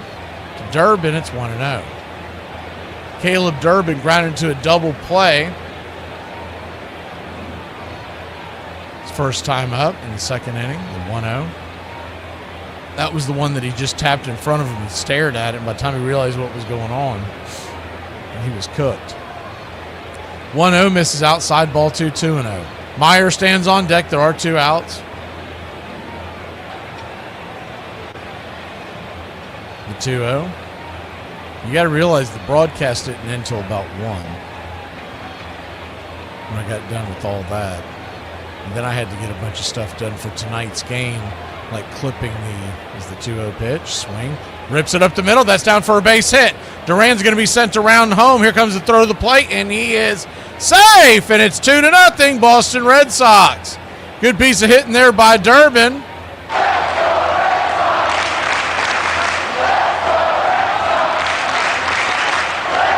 Yeah, chop shop. I do that. That's a routine of mine. I've been doing that for quite some time. So people don't get it who haven't been in the restaurant business, but I haven't drank hot coffee in years because even though I still enjoy it, as that ball is smoked up the middle and the throw comes home. So this is what I have as a routine of mine on the regulars. The first pitch on the way, swing and a miss, is a changeup off the plate. Good pitch by King. It's 0-1. I have usually 3 or 4 jugs that I have brewed here at the house and poured into jugs, like not the big milk jugs, but the smaller ones is the 0-1 swing, fouls it down the line. So they're going to say, oh, that was a balk. No, it's catcher interference. So even better for the Boston Red Sox fans. Runners at first and second. 2 outs. Looks like Campusano's glove got in the way. As the swing came through and it hit the bat hit the glove, which is an automatic base. So it'll be catcher's interference.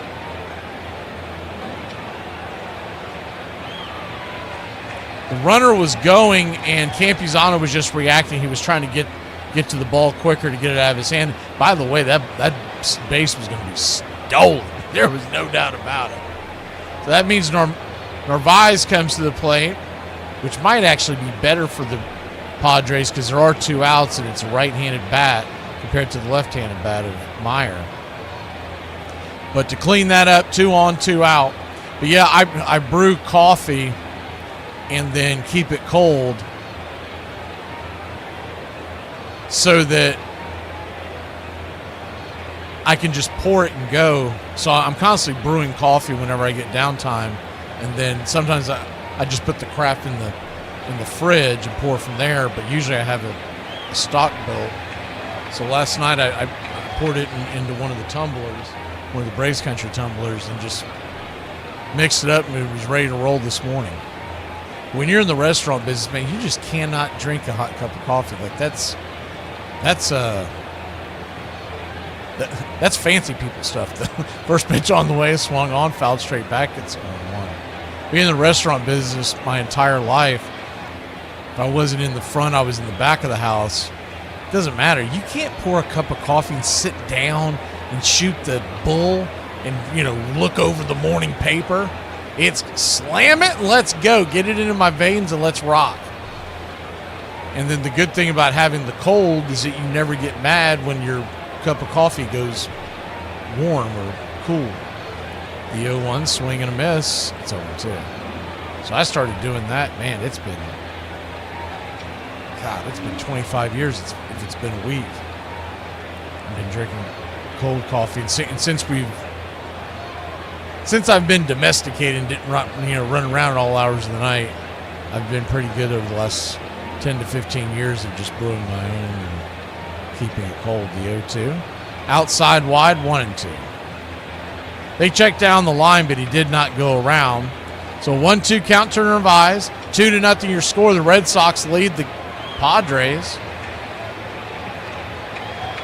And the shadows are just starting to creep over the batter's eye as the 1-2. Insight, caught looking, strike 3. Punch him out up top, and that'll end the inning. But not before the Red Sox put one more on the board. It's 2-0. We go to the top of the 5th. And you know what that means here on the BCR.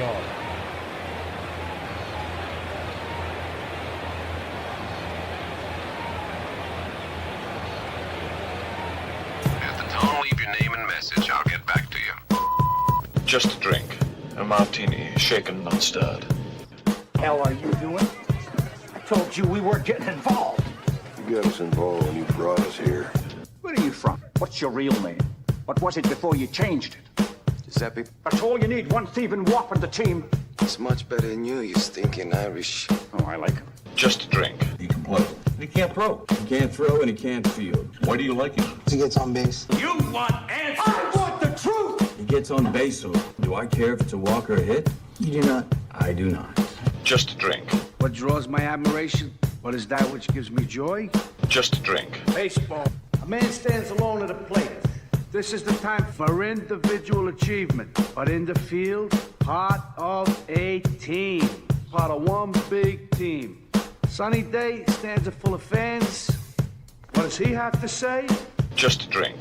I get nowhere unless the team wins. The day may come when the courage of men fail, but it is not this day. Just a drink. Yippee-ki-yay, mother. Forget it, he's rolling. I think he'll ever get out of here. One day, when I got a long white beard and 2 or 3 marbles rolling around upstairs. Get busy living, get busy dying. Just a drink. Do you really want to get him? What are you prepared to do? If you open the ball on these people, you must be prepared to go all the way. Here's how you get him. He pulls a knife, you pull a gun. He sends one of yours to the hospital, you send one of his to the morgue. That's the Chicago way. Just a drink. Lord hates a coward. Do you know what a blood oath is? Yes. Good, because you just took. Just a drink. Go ahead. Make my day. You can't handle the truth. Did it ever occur to you I just might go tapioca and throw you out of one of the windows? Just a drink. Perfect. Shaken, not stirred. Cheers. Cheers.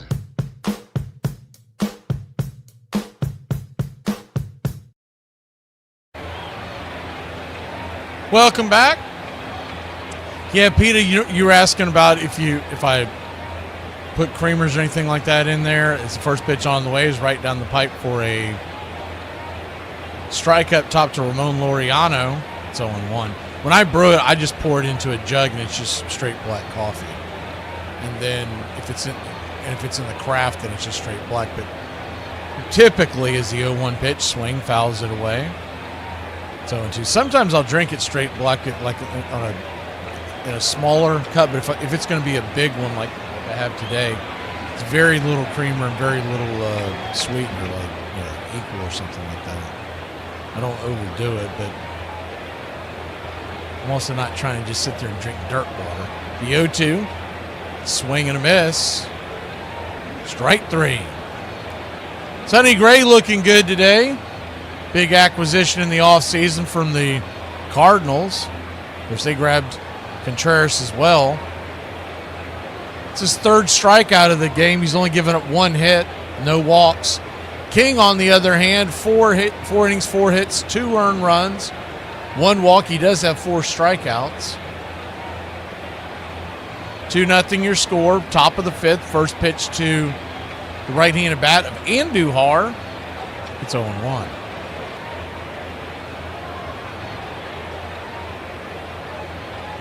The 0-1. Kicks and fires. Check swing, down and away.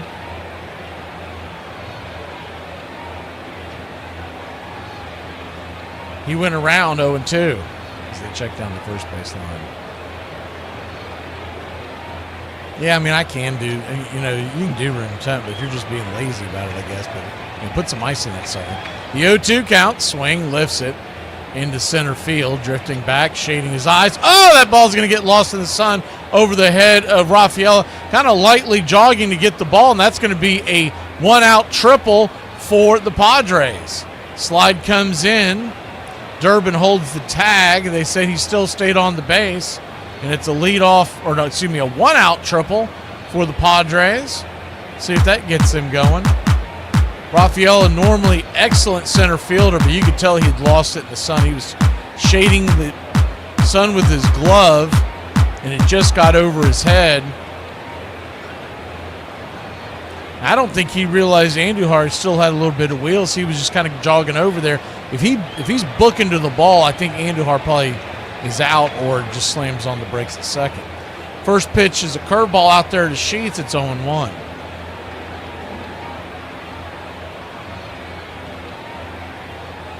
The 0-1. I either want mine hot or I want it cold. That room temperature stuff's that's for Nazis. The 0-1. Fouls it away. It's 0-2. If it started hot and it gets to room temp, I can slam the rest, but I'm not going to sit there and just enjoy it. You need a whole team of psychiatrists if you're enjoying that there, Peter.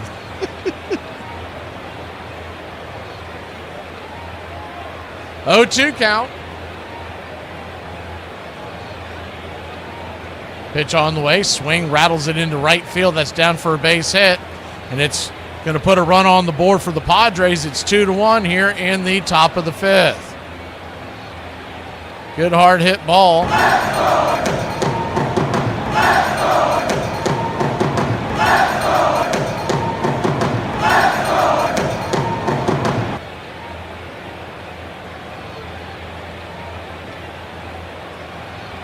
Padres on the board now. Red Sox lead it 2-1. We're here in the top of the 5th if you're just joining us. Righty-lefty matchup. First pitch swinging. That ball is cracked towards center field. This time Rafael does see it. He'll make the catch. F8 in your scorecard, 2 down. The sun is blasting behind the center field wall. And that's what led to that run. Rafael makes that catch with relative ease. The Andujar hit. The batters are now standing in the shade. Sonny Gray on the mound is still in the sunshine. The shade itself is probably, we'll say, 5 to 6 feet in front of home plate. First pitch to Luis Campuzano, who grounded out to third his first time up. Takes it for a ball. It's 1-0. He's 0 for 6 to start the season. 1-0. Check swing. Did he go around? He did. 1-1.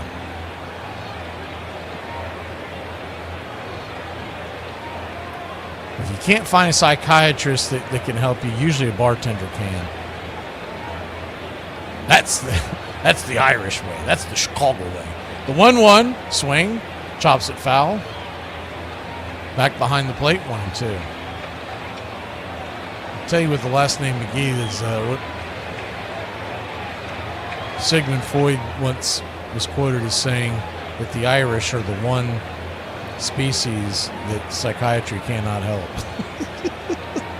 1-2 count, and he was serious. Kicks and fires. Just below the knees, tried to get him to chase that sinker. Down and away, 2-2. It's probably what got me to the Catholic Church, because I found out that you could raise hell on Saturday and say I'm sorry on Sunday. The 2-2 count. Brings it in the dirt, backhanded there. Then they're going to fire it down to first. Narvaez. Good throw down there. Keep the runner close by, but he's back in under the tag.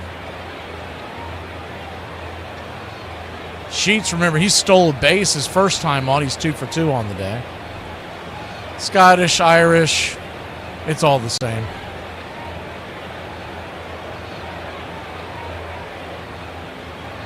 They had one common goal, fight the British, right?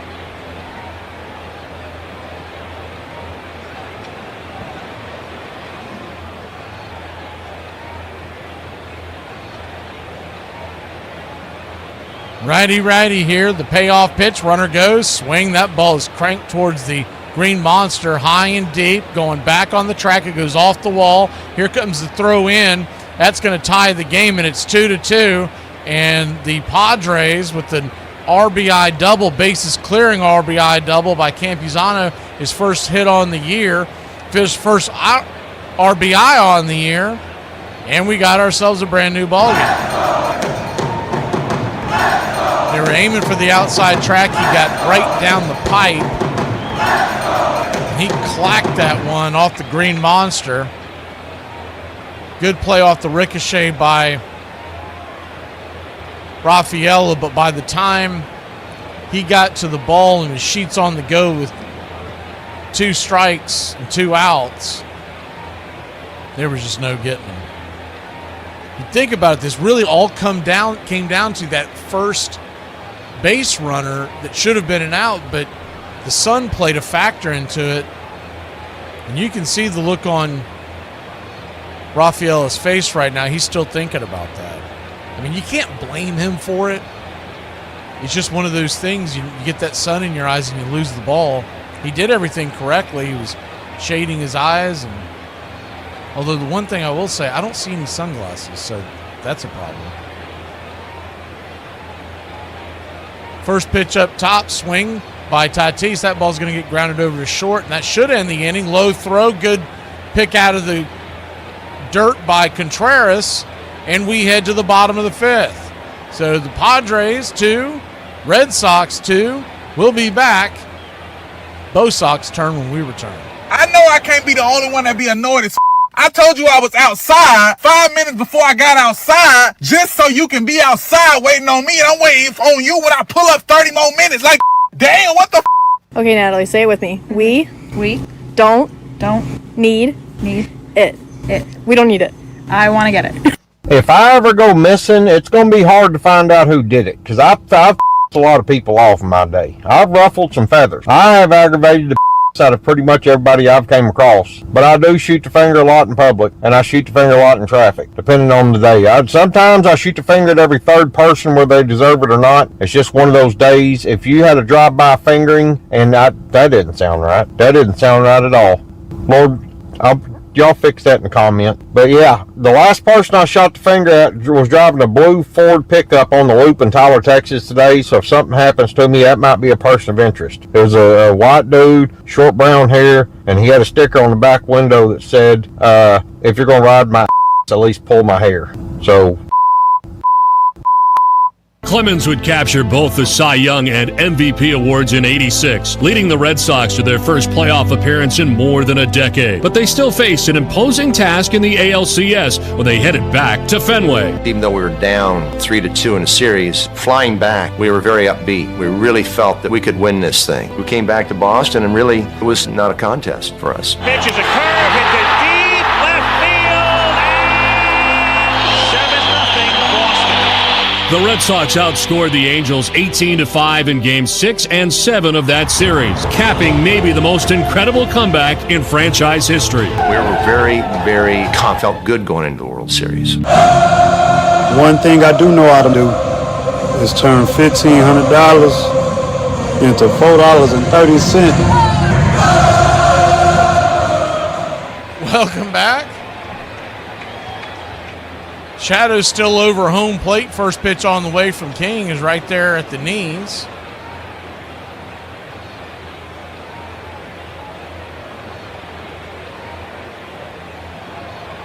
Called that a ball, I guess. It's 1-0. The 1-0. Inside track, 92 miles an hour. That'll even up to count. It's 1-1. 1-1 count. Turns and fires. Pitch swung on by Rafaela. Ball's lifted high into center field, right center field. Drifting back, making the catch is Tatis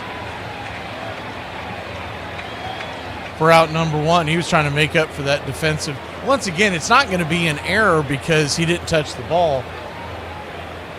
That's just good old-fashioned. The baseball gods were against you on that play. The wind is starting to whip out, by the way, out of the stadium. It was 10 miles an hour to start the game at 55 degrees, so a cool day here at Fenway, but that flag looks like it's ripping at about 15 to 20 now. Righty-lefty matchup, top of the order. Roman Anthony, the batter. Roman Candle takes it right there off the outer edge. It's 1-0. Good to see SS Dub in the chat. The 1-0. Smacks the outer edge for a strike. Man, that's one of those ones that I know Anthony wants to challenge, but he thought better of it. That ball missed the zone by a couple of inches outside. 1-1 count. Swing, fouls it away. Into the seats, it's 1-2. Really does change the at-bat because, especially when you have a veteran out there on the mound like King. 2-0 and 1-1, that makes just a much bigger difference of what he's going to dial up. So now the 1-2, high and out of the zone, ball 2-2-2. Saw that last night. We saw the challenging a pitch by Ozzie led to the big inning by the Braves.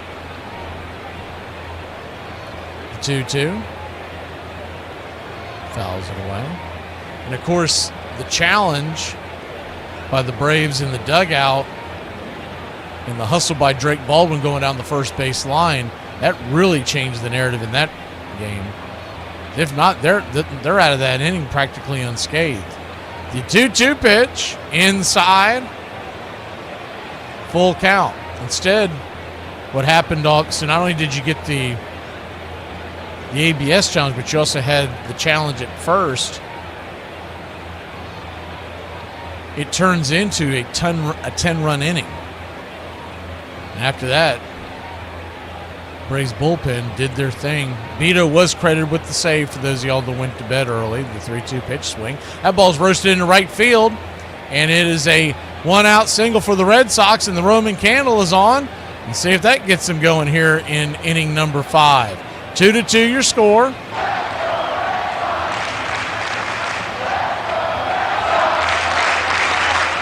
Worm burner in between the 4-3 hole.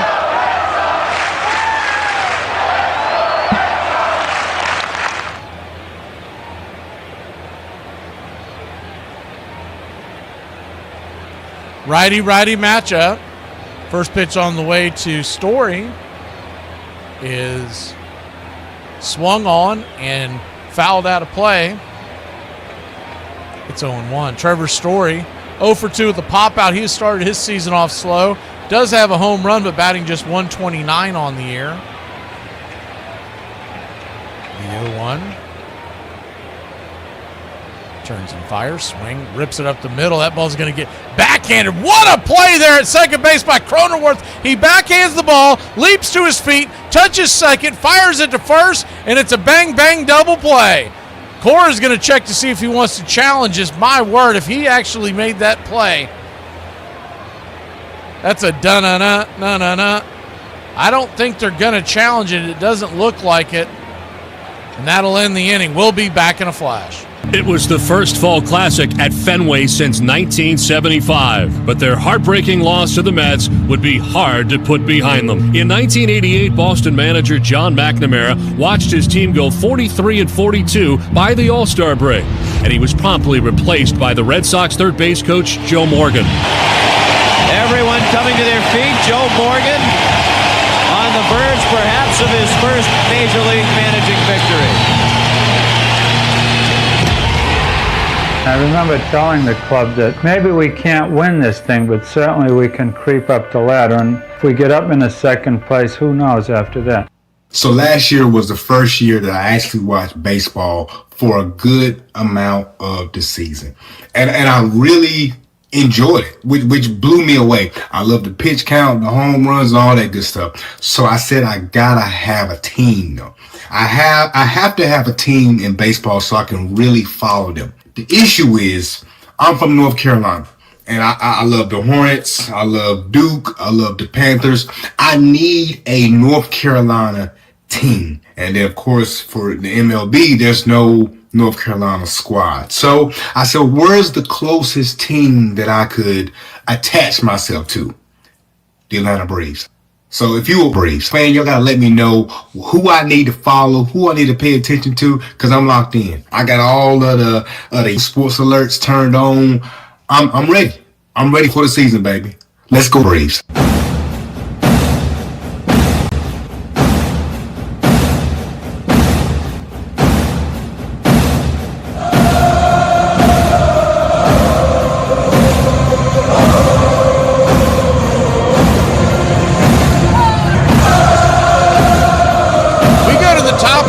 Inning. 2-2 your score. Gray goes back to work. Sonny brings the first pitch right there, smacks the black on the outer edge. It's 0-1. What do y'all want to talk about next? We talked about the mysteries of the Church of Rome, cold coffee, PETA's ancestry, the 0-1 pitch, outside wide, 1-1. It's one of the reasons why I really like these day-night splits when the day game is the out of town, because we get a chance to really shoot the bull. When the Braves games are on, man, that thing is moving. Y'all's chat is moving so fast. I never get a chance to even think about what's going on over there. The 1-1 swing, fouls it off the plate, 1-2. 1-2 count. It's 4-0 Detroit. They're heading to the 9th inning out there. Actually, top of the 9th against the Cardinals. Pull up that out-of-town scoreboard here in a second. Is the 1-2 in the dirt, 2-2. Dodgers all over the Nationals, 12-6 in the 9th. Good news for Braves country. Yankees are on top of the Marlins. The National League East leading Marlins 5-2. That game is in the 7th. 2-2 here in Boston. The 2-2 pitch. He got it in the bottom of the zone. Strike 3. And Bogarts wants to challenge it. Bogarts says that is a bogus call. We'll see what happens here. Padre. That thing is right. So from the view of the TV camera, it looked like it hit the bottom of the zone, but the ABS is saying it missed it by 0.7 inches below. But you're really at the mercy when you do these games of the camera angle from center field. From each team, it's different. The 3-2 fouls it away down the right field line, giving chase. That'll just get out of the reach of Abreu in the right field corner. Full count.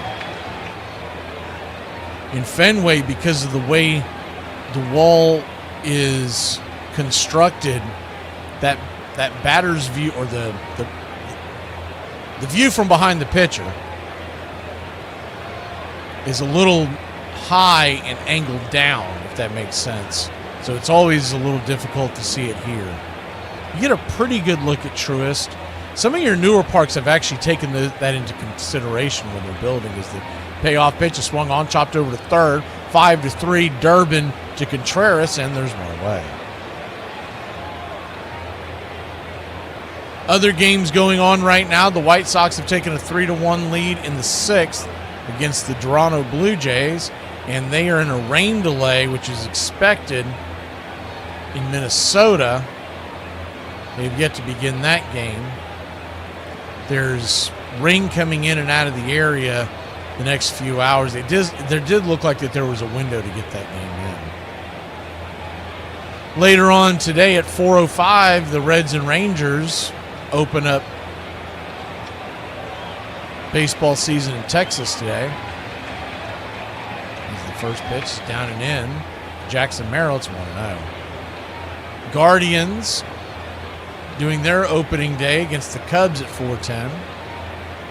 And the Rockies host the Phillies on opening day out in Denver. The 1-0, swing and a miss, it's 1-1. You've also got the Pirates. Look at this, a weird time, 4:12. Pittsburgh, you're doing too much. What was this 4:12 nonsense? They're hosting the Orioles for opening day. The 1-1 count, swing and a miss. It's 1-2. We'll see those Pirates next Friday as they head to Wrigley Field for a Friday Wrigley series. Tonight, Brewers and Royals at 7:40. 1-2 count, swing. Smacks it over towards short, backhanded by Story, flips it to first, and there's 2 down.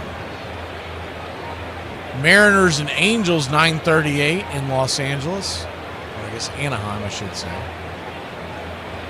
9:40, you got 2 games starting. You got the Astros are at the Athletics, and the Braves are at the Diamondbacks. We'll have that game here. And then the late game tonight, 10:15, the New York Mets are at the San Francisco Giants. Manny Machado, the batter. Righty-righty matchup. First pitch on the way. Swing and a miss. It's 0-1. Probably get a lot of old school New York Giants versus Brooklyn Dodger fans in that stadium tonight. The 0-1 pitch. Down and away. 1-1.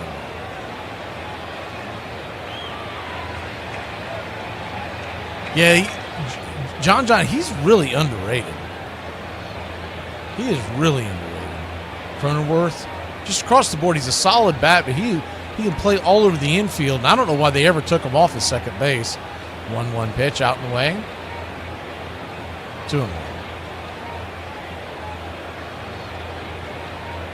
2-1 count. They've got Sheets playing first today. But he had played a lot of first base last year and the year before the 2-1. Right there on the outer edge, 2-2.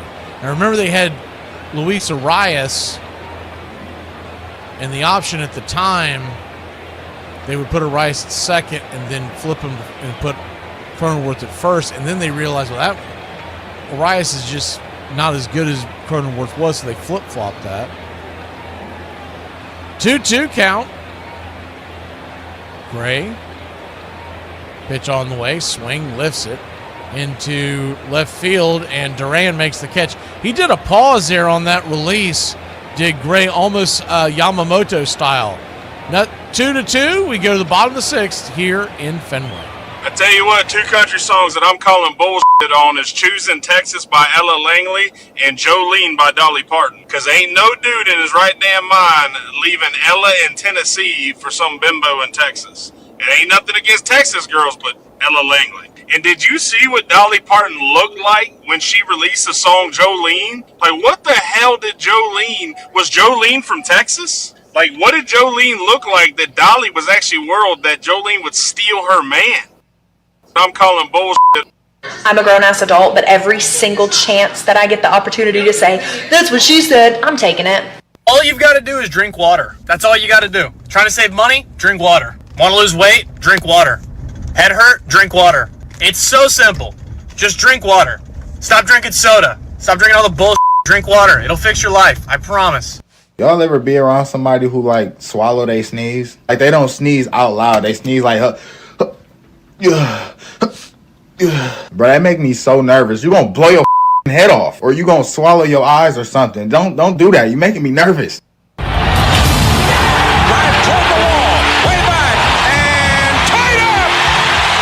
With Morgan's magic touch, Boston gave Fenway a winning atmosphere. Struck him out, and this ballgame has come to an end.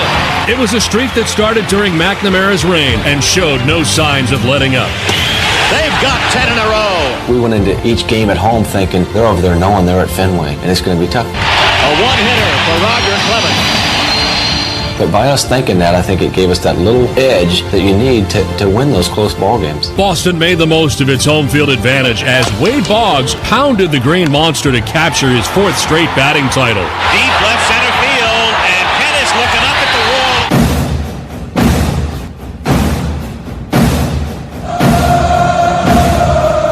Welcome back.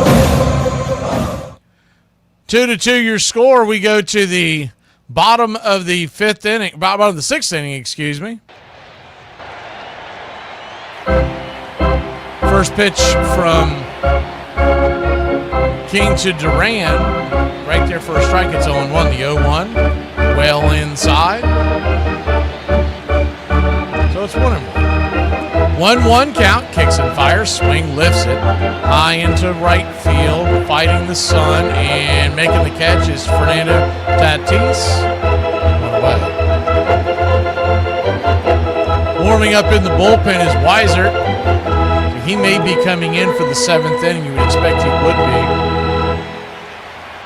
Sonny Gray, who just had that one bad inning, but he's at 87 pitches. We're still pretty early in the season.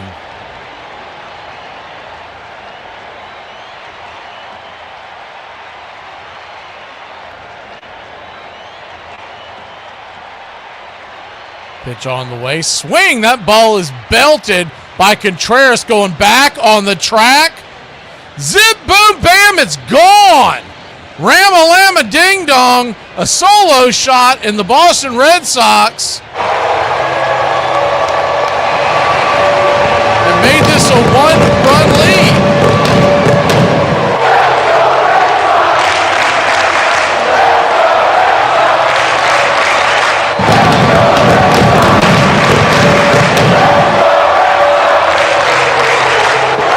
How far did it fly?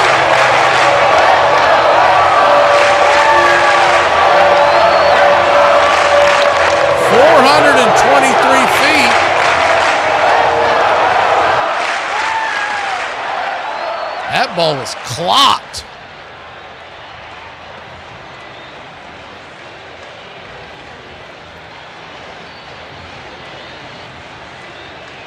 First pitch to Abreu is a sinker there for a strike. It's 0-1.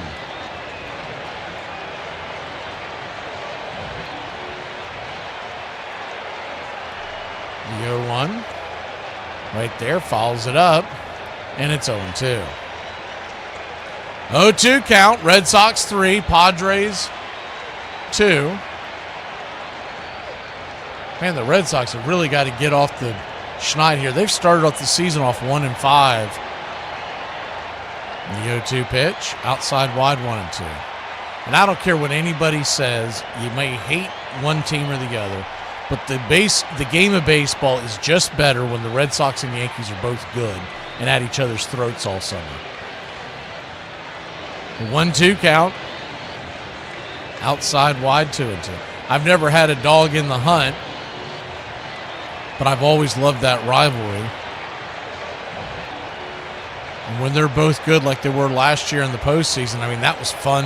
That was fun to cover. The 2-2 swing. Rips it down the right field line. That ball's down for a base hit. Heading towards the corner. Tatis will cut it off, so it'll be a very long single. 1 on, 1 out, and the Red Sox keep the hit parade going. Hard hit ball by Abreu. And he's now 1 for 3 on the day, and that'll bring Caleb Durbin to the plate. Durbin, 1 for 2. He singled to center his last time up. An RBI, single and an RBI to his name. There's a left-hander warming up in the pen as King is at 76 pitches here in the 6th. Looks like they're going to let him go out there and try to get through this. Ruben Niebla, the pitching coach, is out there talking to him. So Craig Stammen, the manager, has not made an appearance out there yet. So you would think they're not going to pull him. Durbin at the plate, Meyer on deck. Narvaez is in the hole. 1 across, bottom of the 6th.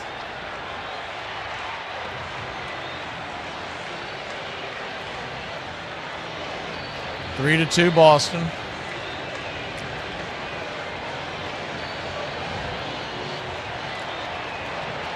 Pitch on the way, right there for a strike. It's 0-1. No 1 count.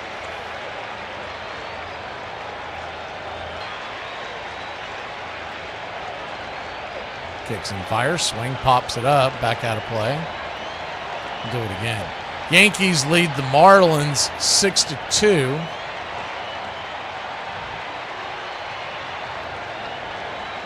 Looks like that game is in the top of the 8th. As We could get some help there, and the Nationals.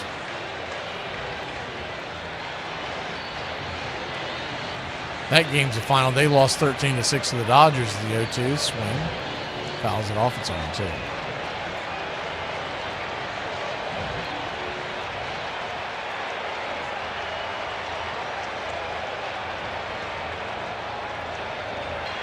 Three-game series here in Fenway. I know we will be back for Patriots Day. I think there's another one coming up before then. The 0-2 pitch, right there off the edge. 1-2.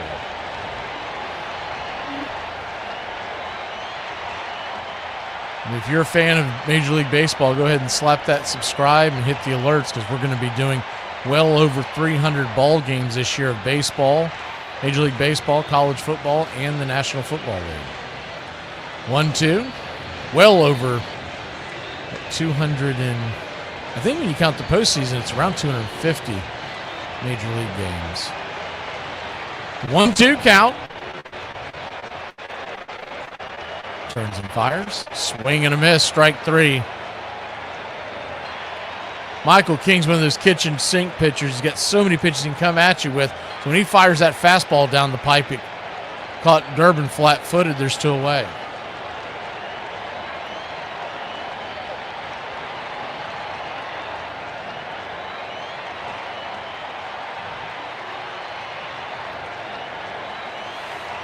Yeah, they tore down Turner Field, Richard. I think that's going to be it for King. It looks like, yeah, that's Stammen going out to the mound. He didn't motion to the umpire. Segali says, "What are you doing? You've already been out here once," and so he had to touch his wrist to tell him he's bringing in the southpaw. We'll be back in a flash here on the Braves Country Radio Network. Red Sox lead it by 1 here in the 6th inning. Welcome to Braves Country Radio. We are excited to bring you a brand new season, your home for the classic call of radio baseball.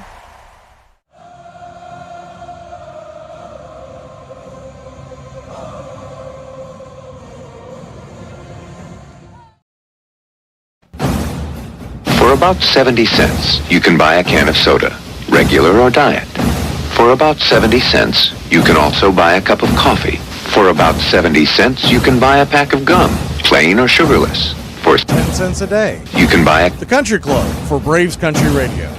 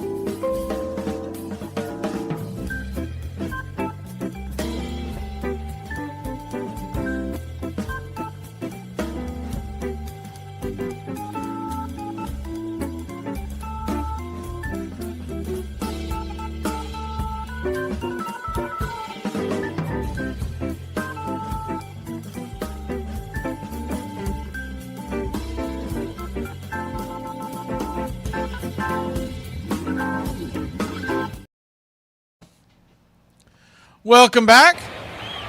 Wandy Peralta, the left-hander. Filthy left-hander coming on the mound for the San Diego Padres. First pitch swinging. That ball is cranked by Meyer. High and deep, going back on the track over the wall. So does Tatis. Zip, boom, bam, it's gone. A 2-run shot, and the Boston Red Sox have broken this open to a 5-2 lead. Tatis went over the wall chasing it.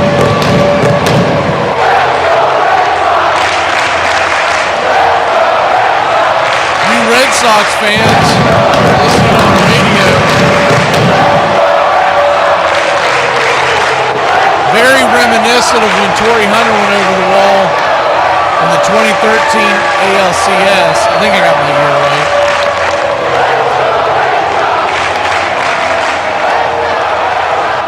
Padres bullpen was able to keep him in the park by holding on to him, and it's 5-2. First pitch on the way. Sinker down and away. Misses for a ball to Narvaez. It's 1-0. He had to have been sitting dead red on that one, the 1-0. Because I'm telling you, the way, man, that Tatis's glove missed that ball by maybe a foot. He almost went ass over tea kettle, and there's a step stool right there that he almost ate. 2-1 count now to Narvaez as that pitch misses out of the zone.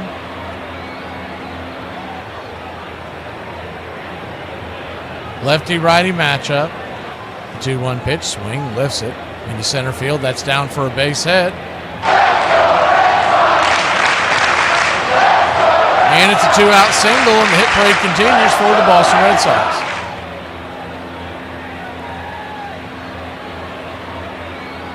What I was saying was the Red Sox really need this win.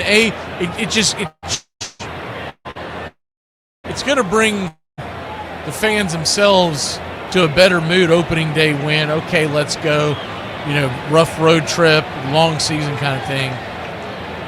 The Padres, they're not off to a hot start. They're 2-4, but there's something different about being 1-5 and dropping game one of opening day at home to make you 1-6. It really starts making you question yourself. Swing and a miss to start the at-bat to Rafael. It's 0-1. The 0-1 kicks and fires. Outside wide, 0-2. Peralta's just got nasty movement on his pitches. They've shown that replay, by the way, by Tatis going over the wall, but he did everything he could. He just a little bit taller, and he's making that catch. The 0-2. Swing and miss, strike 3. So Peralta settles down, but not before he gives up a bomb over the right field wall, and it's 5-2 Red Sox. We'll be back in a flash here on the BCR. Top of the 7th we go. Padres turn when we return. We confirmed you are possessed by demons, which means you will be spending eternity in hell. Well, that's not good. And actually, Satan wants to punish you personally. It's always something. Have you guys heard of the sandwich theory? Follow along.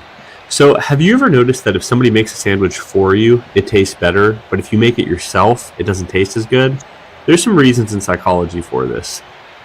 With this theory, it states that because you're the one making the sandwich, if you make it yourself, that you can already anticipate the flavors that the sandwich is going to have, because as you're constructing it, you're essentially visualizing the taste of each of the components of the sandwich. But if somebody makes it for you, you're surprised. Even though you know what's in the sandwich, your brain can't comprehend it as if you're making it yourself. Additionally, we tend to treat this as like a reward, because if somebody gives you something or constructs something for you, it's a gift, so you appreciate it more. Reduced anticipation, more appreciation. The wins at Fenway kept adding up. Home run! It became Mike Greenwell's personal launching pad as he hit .331 with 66 RBIs at home. Toward right field, it's going to drop for the cycle.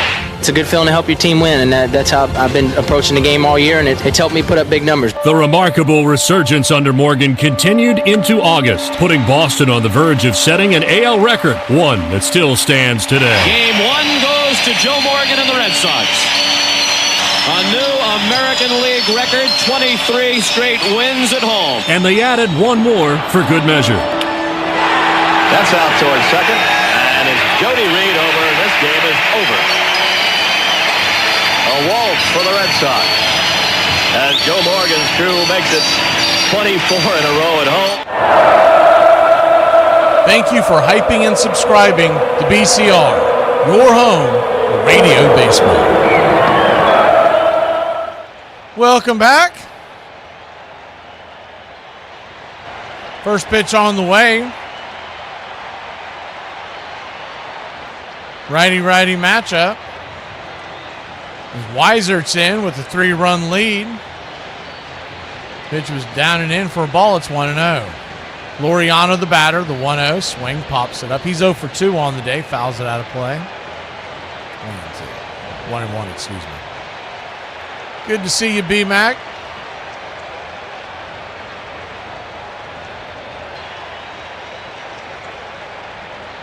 Aren't you a Red Sox fan, B-Mac? Or are you going to Fenway this year? There's 1-1 inside. Ball 2-1. I think I get some of these fans mixed up in my head. Because it was much easier when they let y'all use your nicknames, and now the email thing is ridiculous. Is the 2-1. Chops it over to third. It's going to be a 5-3 put out. No way. I guarantee you that had to do with just one page, one knucklehead had two users with the same nickname, and they complained. That's what I thought. I thought you were a Sox fan. Are you going to a game this year? How far do you live from the stadium? Righty-righty matchup. Pitch on the way. It's up top for a strike. It's on 1.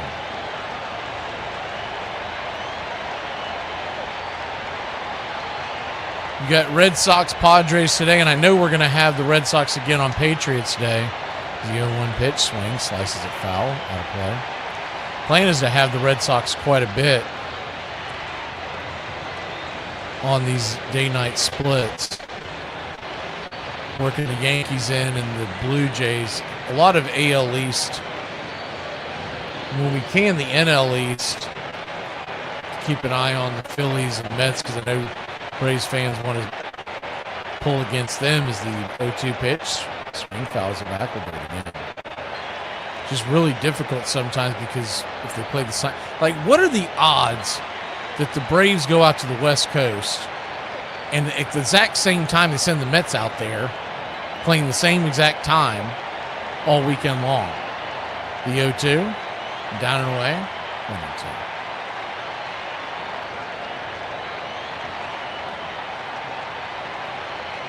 Oh, you're in Phil. Oh, man. Bless your heart. You're in Philadelphia. 1-2 count. Swing. Fouls it back. Do it again. You're surrounded by a bunch of Phillies fans.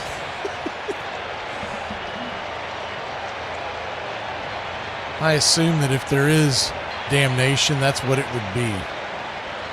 Sentenced to a indefinite time in Philadelphia. The 1-2 outside wide, 2-2. And if you're not being harassed by Phillies fans, then you got to deal with the Eagles fans. So, no thank you. Check, please. The 2-2 count. Swing, chops it off his instep. We'll do it again. Yeah, I-95 is brutal.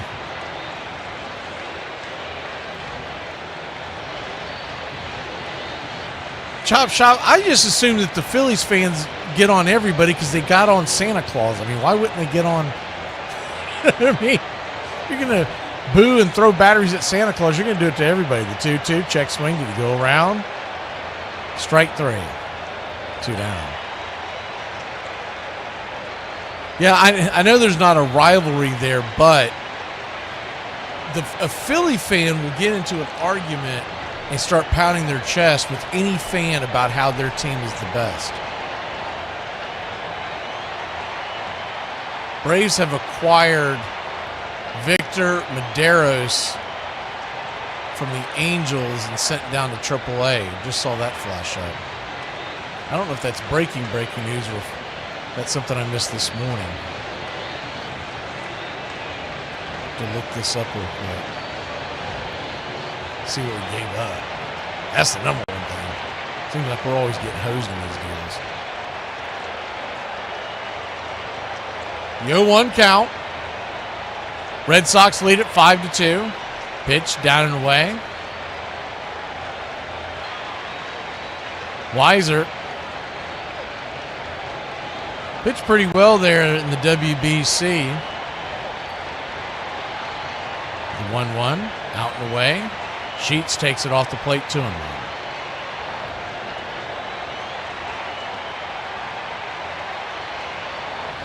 Gavin Sheets, who is 2 for 2 with 2 singles, a run score, a stolen base. He's had himself a pretty good day. The 2-1 pitch, swing, pops it up, back out of play, behind home plate, third base territory. 2-2.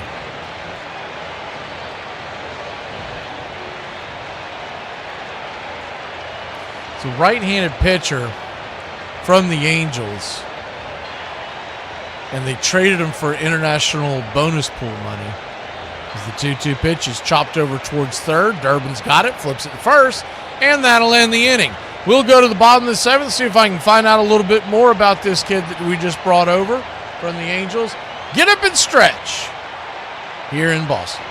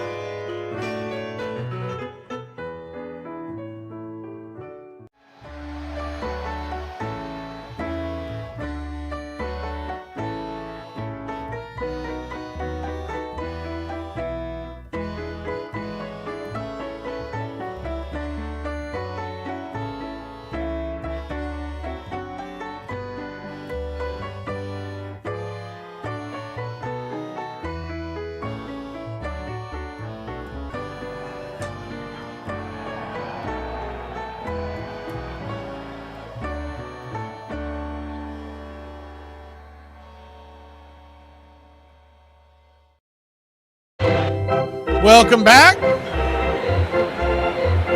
First pitch on the way. Start the inning. Roman Anthony's down and away for a ball. It's 1-0. Peralta back out there. Lefty-lefty matchup. The 1-0 just touches the inside corner. 1-1. Probably a little too close to challenge that one for Anthony.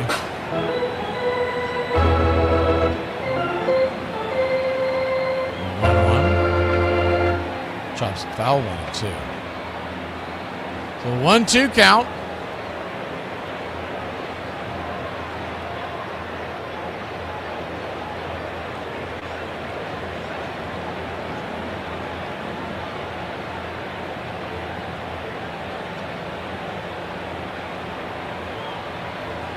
Kicks and fires.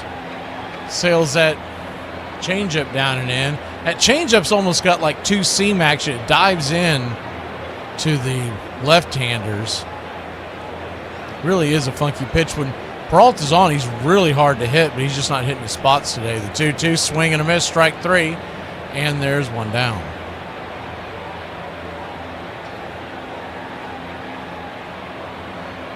One up, one down, bottom of the seventh.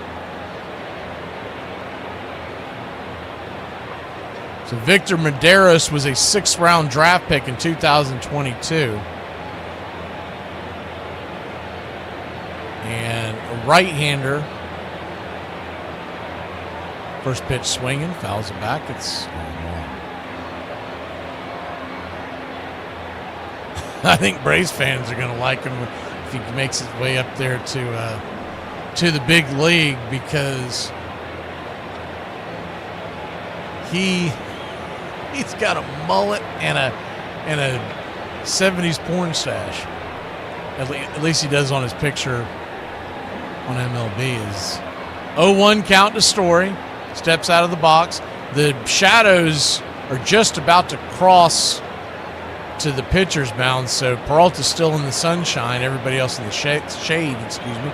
The 0-1 fouls it away. It's 0-2. Played his college ball at Oklahoma State. Oh, yeah, he's going to fit in Braves country. He's got a mullet and a stash, and he went to OK State.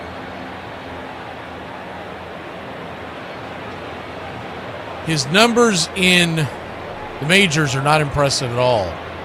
He's got a lifetime ERA of 8.53 in 25 innings. But he's just 24 years old, so. It was John Johnson, 2025 Pacific Coast League All-Star.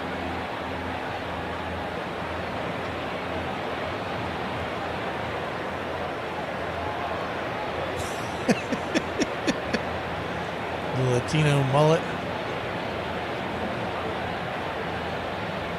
The 0-2 count, down and away, 1-2. He's born in Cuba.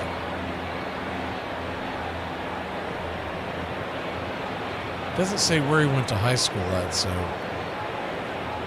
at some point he made it to the States and then went to OK State. The 1-2 pitch, swing, lifts it into left field, drifting over, making the catch. F7 in your scorecard, 2 down.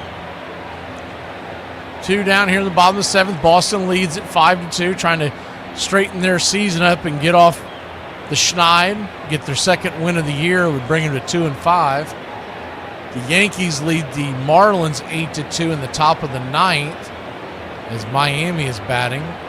It's opening day in Yankee Stadium as well. First pitch to Jarren Duran is off the plate wide for a ball. It's 1-0. Duran 1 for 3 with the double in the 4th. He's batting 190. He scored a run on that double. 1-0. Swing. Bangs it over to second. This is going to be a quick 1-2-3 inning. We go to the 8th inning here on the BCR, out of town, here in Boston.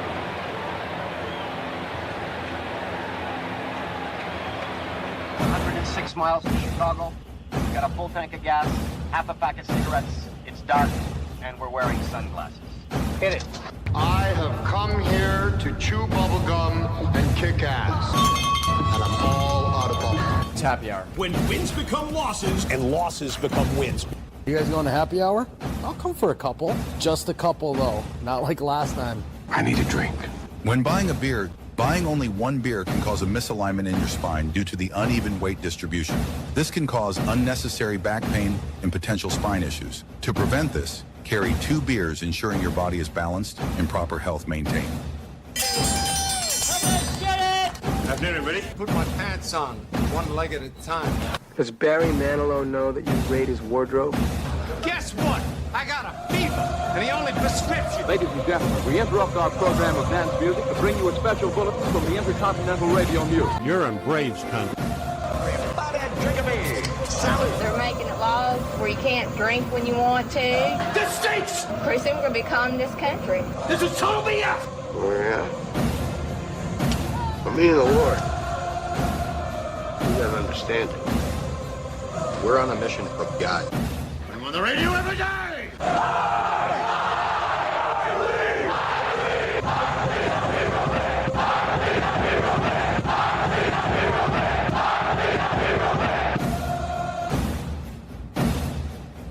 If you want to stop me, you're gonna have to kill me!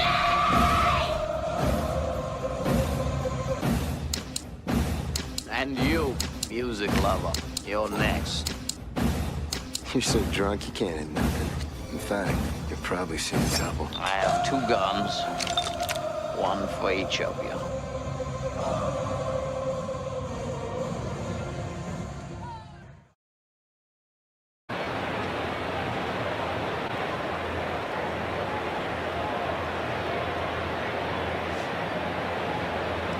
Welcome back. Top of the 8th we go. Red Sox lead it 5-2. First pitch on the way is a cutter down and into Cronenworth from Justin Slate, and the new pitcher on the bump for the Red Sox. It's 1-0. The 1-0 kicks and fires right there. P at the knees. 1-1.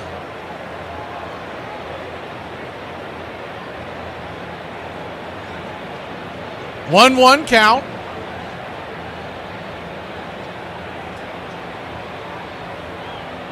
Swing, pops it up, high into left field. F7 of your scorecard is Roman Anthony. Underneath it, 1 down. You know what I would like to know is we have all of these days in the winter where they're so short, right? You're talking about the sun going down around 5 o'clock or even earlier than that, depending on where you live. Couldn't we have picked one of those days for Lent to end where you have to fast from sunup to sundown? It's ridiculous. I just checked it. That sun don't go down for another 4 hours here. Righty-lefty matchup. First pitch is right down the pipe for a strike. It's 0-1.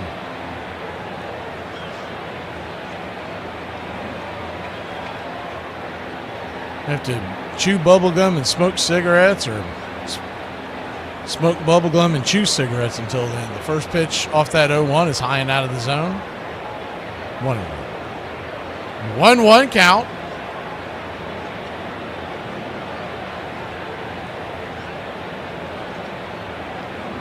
Turns and fires right there at the knees on the outer edge. 1-2. One thing the Yankees did win 8-2 over the Marlins, so that's bad news for Red Sox Nation, good news for Braves country.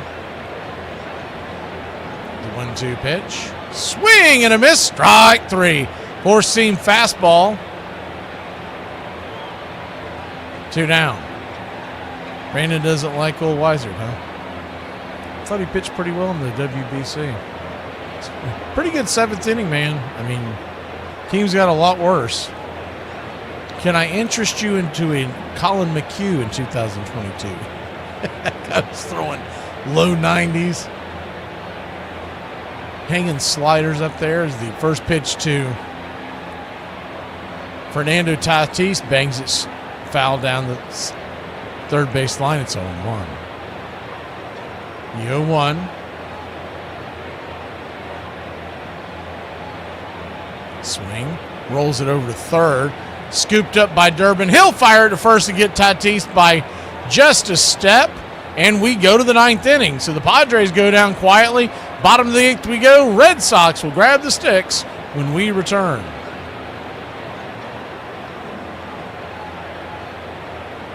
People be like, Publix is actually more expensive. Yeah, no. The extra couple dollars we're spending is called the convenience fee. The convenience of not having to set foot in raggedy-ass 32 registers, but only 6 of them open as Walmart. My children better be hilarious. I'm not spending 18 years in my home, my house, where I gotta lay my head, fake laughing for nobody. You better take your ass on to clown college or something. You better get you some jokes. You better read a couple knock-knocks off the back of them Laffy Taffies. Better work on your delivery. Just like people spend years learning how to sing, learning how to dance. I need you to take them first few years when you ain't really got a lot of words and practice them jokes in your head. I'm from Alabama, and I'm big on that country grammar. But boy, when I came to South Carolina, boy, these folks got me talking like this. What's up, Bo? What's up, Bo? Man, they gonna hit you with that. We finna go over there. Over there? I love it. And I can't stand when I get that motherfucking notification talking about your bill is ready to view. Well, I'm not ready to view it. So why'd you send me a notification of a bill I don't even want to look at right now? As the 80s came to a close, it became clear that Fenway Park could use still another facelift. 1988 and 1989 was another major renovation here at Fenway. Here again, there was a need for a more upscale viewing area. We did a complete redesign of the area behind home plate. We had to take the roof out. It was no longer structurally sound. And the idea was to put in a special glass enclosed area that got to be called the 600 Club because there was 606 seats. And that also raised the press box. And that press box was full in 1989 when Fenway welcomed back a Red Sox legend for his number retirement ceremony. There was no draft when I signed. I chose the Boston Red Sox. I've been treated great by the fans. If I had to do all over again right now, I'd make the same decision. You talk too much. You need to calm down before something bad happens. Ain't nothing bad happening. I have a gun. Welcome back, y'all. It's 5-2 Red Sox.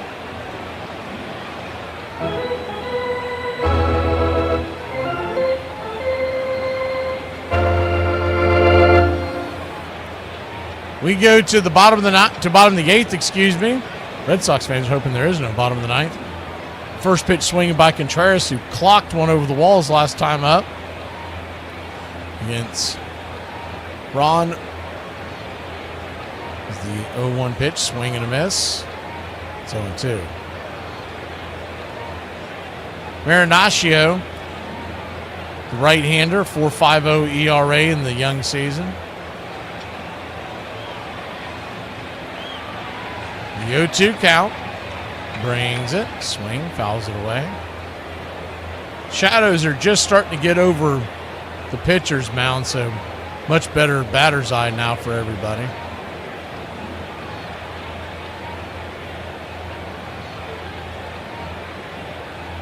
The 0-2 to Contreras. Spins, swings, hits it hard on the ground to third, but Machado's there. The Gold Glover will flip it over to first. 5-3 on the putout. One away. Aroldis Chapman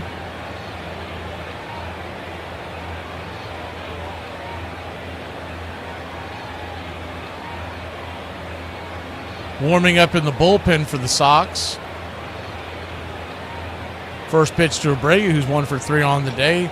Hits the splits on the outer edge. It's 0-1.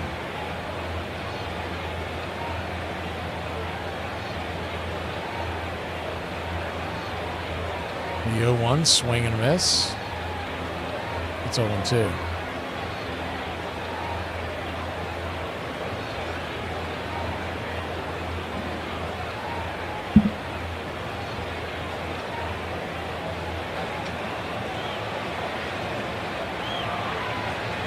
The 0-2. High and out of the zone. 1-2. 1-2 count.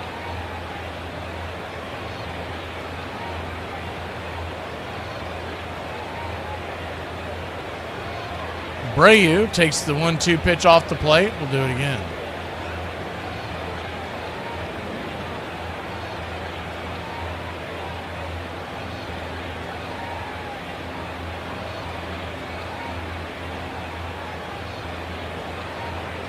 The 2-2, swing and a miss, strike 3. Got him up top. 2 down.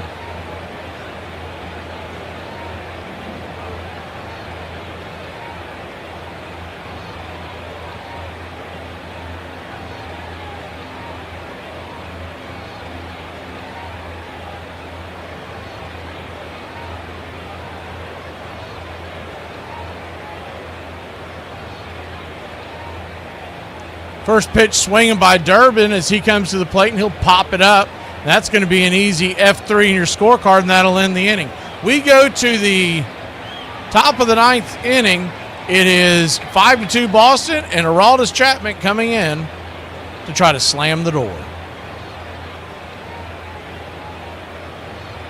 I hate when I'm talking to somebody and they're using like TikTok words in a real life conversation. Like we talking and they saying like, oh, he was unalived. He was pew pew. Like, bro, I'm not a TikTok algorithm. Speak English. Like, is you scared you gonna get shadow banned at work or something?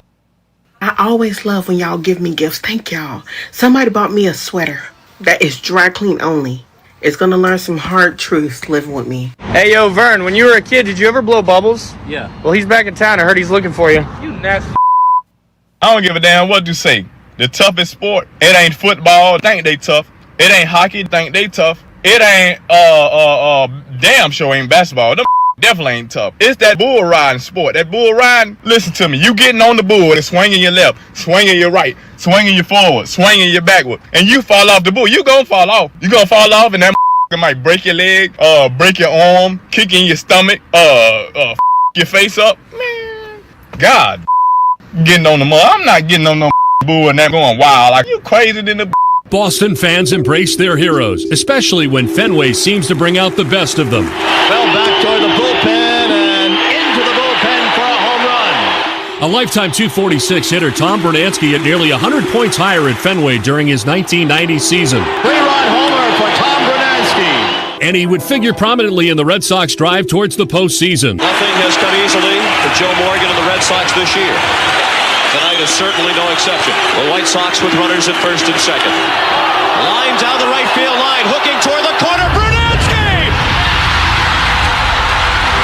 He made the catch in the corner.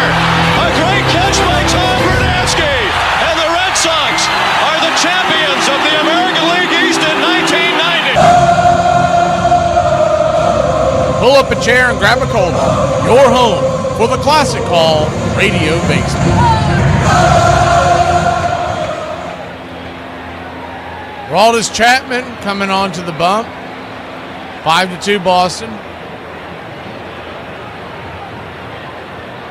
Our resident Red Sox fan Brandon's asking us in the chat about the Braves starting off 5-2, how we feel about that. And I told him I tentatively feel pretty good about it as the first pitch on the way. It's outside wide for a ball. It's 1-0.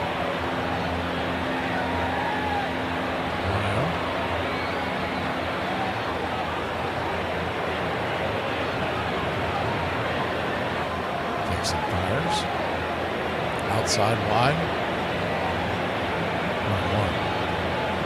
1-1. So 1-1 count.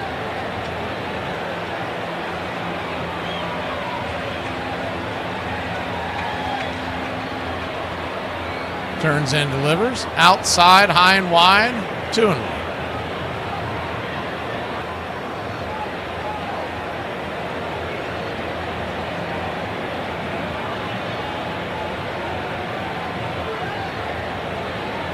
The 2-1 count.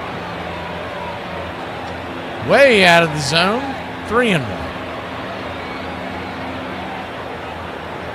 And it's mainly because we just started this long road trip, so you never know what's going to happen. You go out west for 7 games. It started off well last night as a 3-1. Smacks the outer edge. There he goes. It's 3-2. But definitely pleased compared to last year. But we get back from the road trip and we start getting guys back. It looks like Murphy's very close to getting back. Behind the plate is the 3-2 pitch. Swing, pops it up. High in the sky. And coming in making the running catch. Brayu jolting in there at the last second as the wind was pushing it down, and that thing almost fell into Never Never Land. 1 away. And you hope to have Kim back by sometime in May. They talked about possibly early May, but I got to see that to believe it. But the biggest question mark is we still have a lot of questions in that starting pitcher. First pitch is down and in for a ball. It's 1-0. We've gotten good starts out of some guys that you don't know if they can keep it up. Grant Holmes goes tonight against Erod. You don't like your chances against that, but if you can keep the game close and get turned over to the bullpen has been what we thought the bullpen would be, which is very good. 1-0, swing and a miss. But Strider still hasn't pitched for the Braves. Now, he went on the road trip. He's supposed to throw a bullpen session, and then they'll go from there. It's the 1-1 swing. Inside on the hands, it's 1-2. Right now, that starting rotation is so fragile that I'm ready to start seeing some guys get back, because the 1-2 pitch right there punched him out. Strike 3, P at the knees. 2 down. Red Sox 1 out away from getting the first win here at Fenway. A breath of fresh air into the Red Sox nation as they start off the season 1-5. But they'll be undefeated at home if this score holds. But when you talk about at some point around June-ish to hopefully get Schwellenbach and Waldrop. First pitch to Machado is inside for a... Whoa, they called that a strike? It's 0-1. Machado, he is challenging that, okay. And that pitch is nowhere near the zone. Cora was yapping from the dugout, but you know, these managers that complain about these calls, they can't see. It's all they can see is from the side view. He has no idea where that ball landed. It missed the zone by about 2 inches. The 1-0, down and in, 2-0. 2-0 count.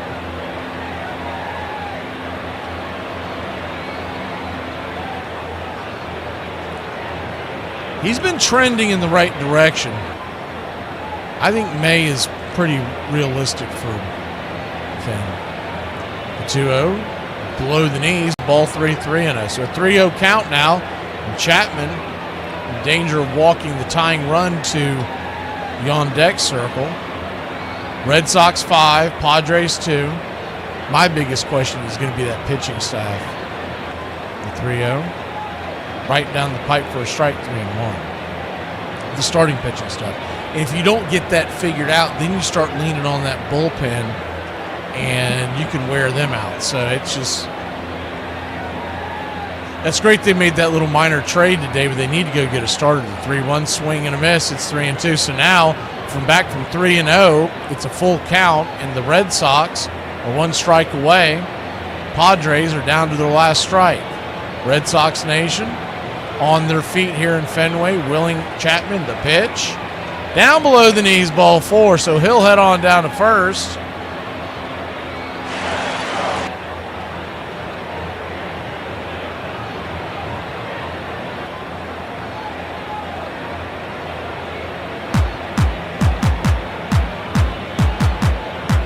And Laureano, the batter. Andujar standing on deck. Lefty-righty matchup. Laureano 0 for 3 on the day, the first pitch. Swing and a miss. Fastball pumping it right by him. It's 0-1. The 0-1.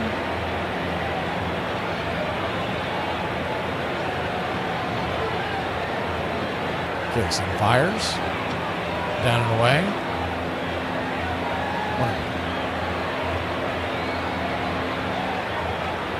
1-1 count.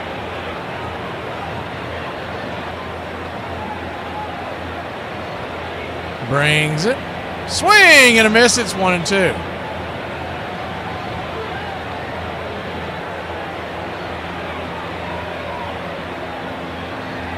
Red Sox 5, Padres 2. San Diego down to their last strike. The 1-2. Down and in, 2-2. Game 1 of our doubleheader here on Good Friday. We'll go on the air at 9 p.m. tonight. And get you set for pitch-by-pitch, play-by-play of the Braves versus Diamondbacks, Game 2 of the series. Last night was a blast. Let's hope it's more the same. The 2-2. Swing pops it up into right field. Underneath it is Abreu. And he'll make the catch, and the Red Sox win. Red Sox win it 5-2. 2 runs, 4 hits, 1 error for San Diego. 5 runs, 9 hits, no errors for the Red Sox. And the player of the game, I think you got to give it to Contreras. His home run really salted this thing away. A 3-run 6th inning after being tied up into the 5th by the Padres at 2 apiece. And Boston goes to 1-0 here at home. 2-5 on the season. The Padres will fall to 2-5. And we'll see you tonight, 9 o'clock. Pitch-by-pitch, play-by-play. Classic Call Radio Baseball. We call every single Atlanta Braves game.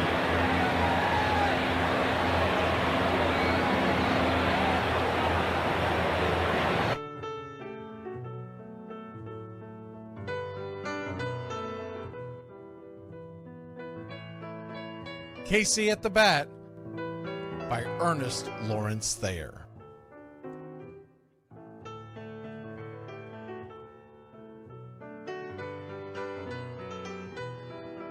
The outlook wasn't brilliant for the Mudville Nine that day.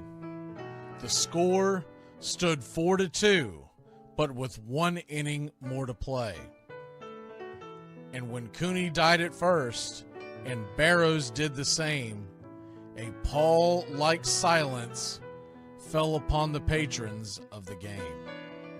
A straggling few got up to go in deep despair. The rest clung to the hope which springs eternal in the human breast. They thought if only Casey could but get a whack at that, We'd put up even money now with Casey at the bat. But Flynn preceded Casey, as did Jimmy Blake, and the former was a hoodoo, while the latter was a cake. So upon that stricken multitude, grim, melancholy sat, for there seemed but little chance of Casey getting to the bat. But Flynn let drive a single, to the wonderment of all, and Blake, the much despised, tore the cover off the ball. And when the dust had lifted and men saw what had occurred, there was Jimmy safe at second and Flynn a hugging third. Then from 5,000 throats and more rose a lusty yell. It rumbled through the valley, it rattled in the dell. It pounded on the mountain and recoiled upon the flat, for Casey, mighty Casey, was advancing to the bat. There was ease in Casey's manner as he stepped into his place. There was pride in Casey's bearing, and a smile lit Casey's face. And when responding to the cheers, he lightly doffed his hat. No stranger in the crowd could doubt 'twas Casey at the bat. 10,000 eyes were on him as he rubbed his hands with dirt. 5,000 tongues applauded when he wiped them on his shirt. Then while the writhing pitcher ground the ball into his hip, defiance flashed in Casey's eye, a sneer cooled Casey's lip. And now the leather-covered sphere came hurtling through the air, and Casey stood a-watching it in a haughty grandeur there. Closed by the sturdy batsman, the ball unheeded sped. "That ain't my style," said Casey. "Strike one," the umpire said. From the benches black with people, there went up a muffled roar, like the beating of a storm waves on a stern and distant shore. "Kill him! Kill the umpire!" shouted someone on the stand, and it's likely they'd have killed him had not Casey raised his hand. With a smile of Christian charity, great Casey's visage shone. He stilled the rising tumult, he bade the game go on. He signaled to the pitcher, and once more the dun sphere flew. But Casey ignored it, and the umpire said, "Strike two!" "Fraud!" cried the maddened thousands, and echoed answered, "Fraud!" But one scornful look from Casey, and the audience was awed. They saw his face grow stern and cold. They saw his muscles strain. And they knew that Casey wouldn't let that ball go by again. The sneer is from Casey's lip. His teeth are clenched in hate. He pounds with cruel violence, his bat upon the plate. And now the pitcher holds the ball, and now he lets it go. And now the air is shattered by the force of Casey's blow. Oh, somewhere in the favored land, the sun is shining bright. The band is playing somewhere, and somewhere hearts are light. And somewhere men are laughing, and somewhere children shout. But there is no joy in Mudville. Mighty Casey has struck out. Casey at the Bat, Ernest Lawrence Thayer, published June 3rd, 1888. San Francisco Examiner.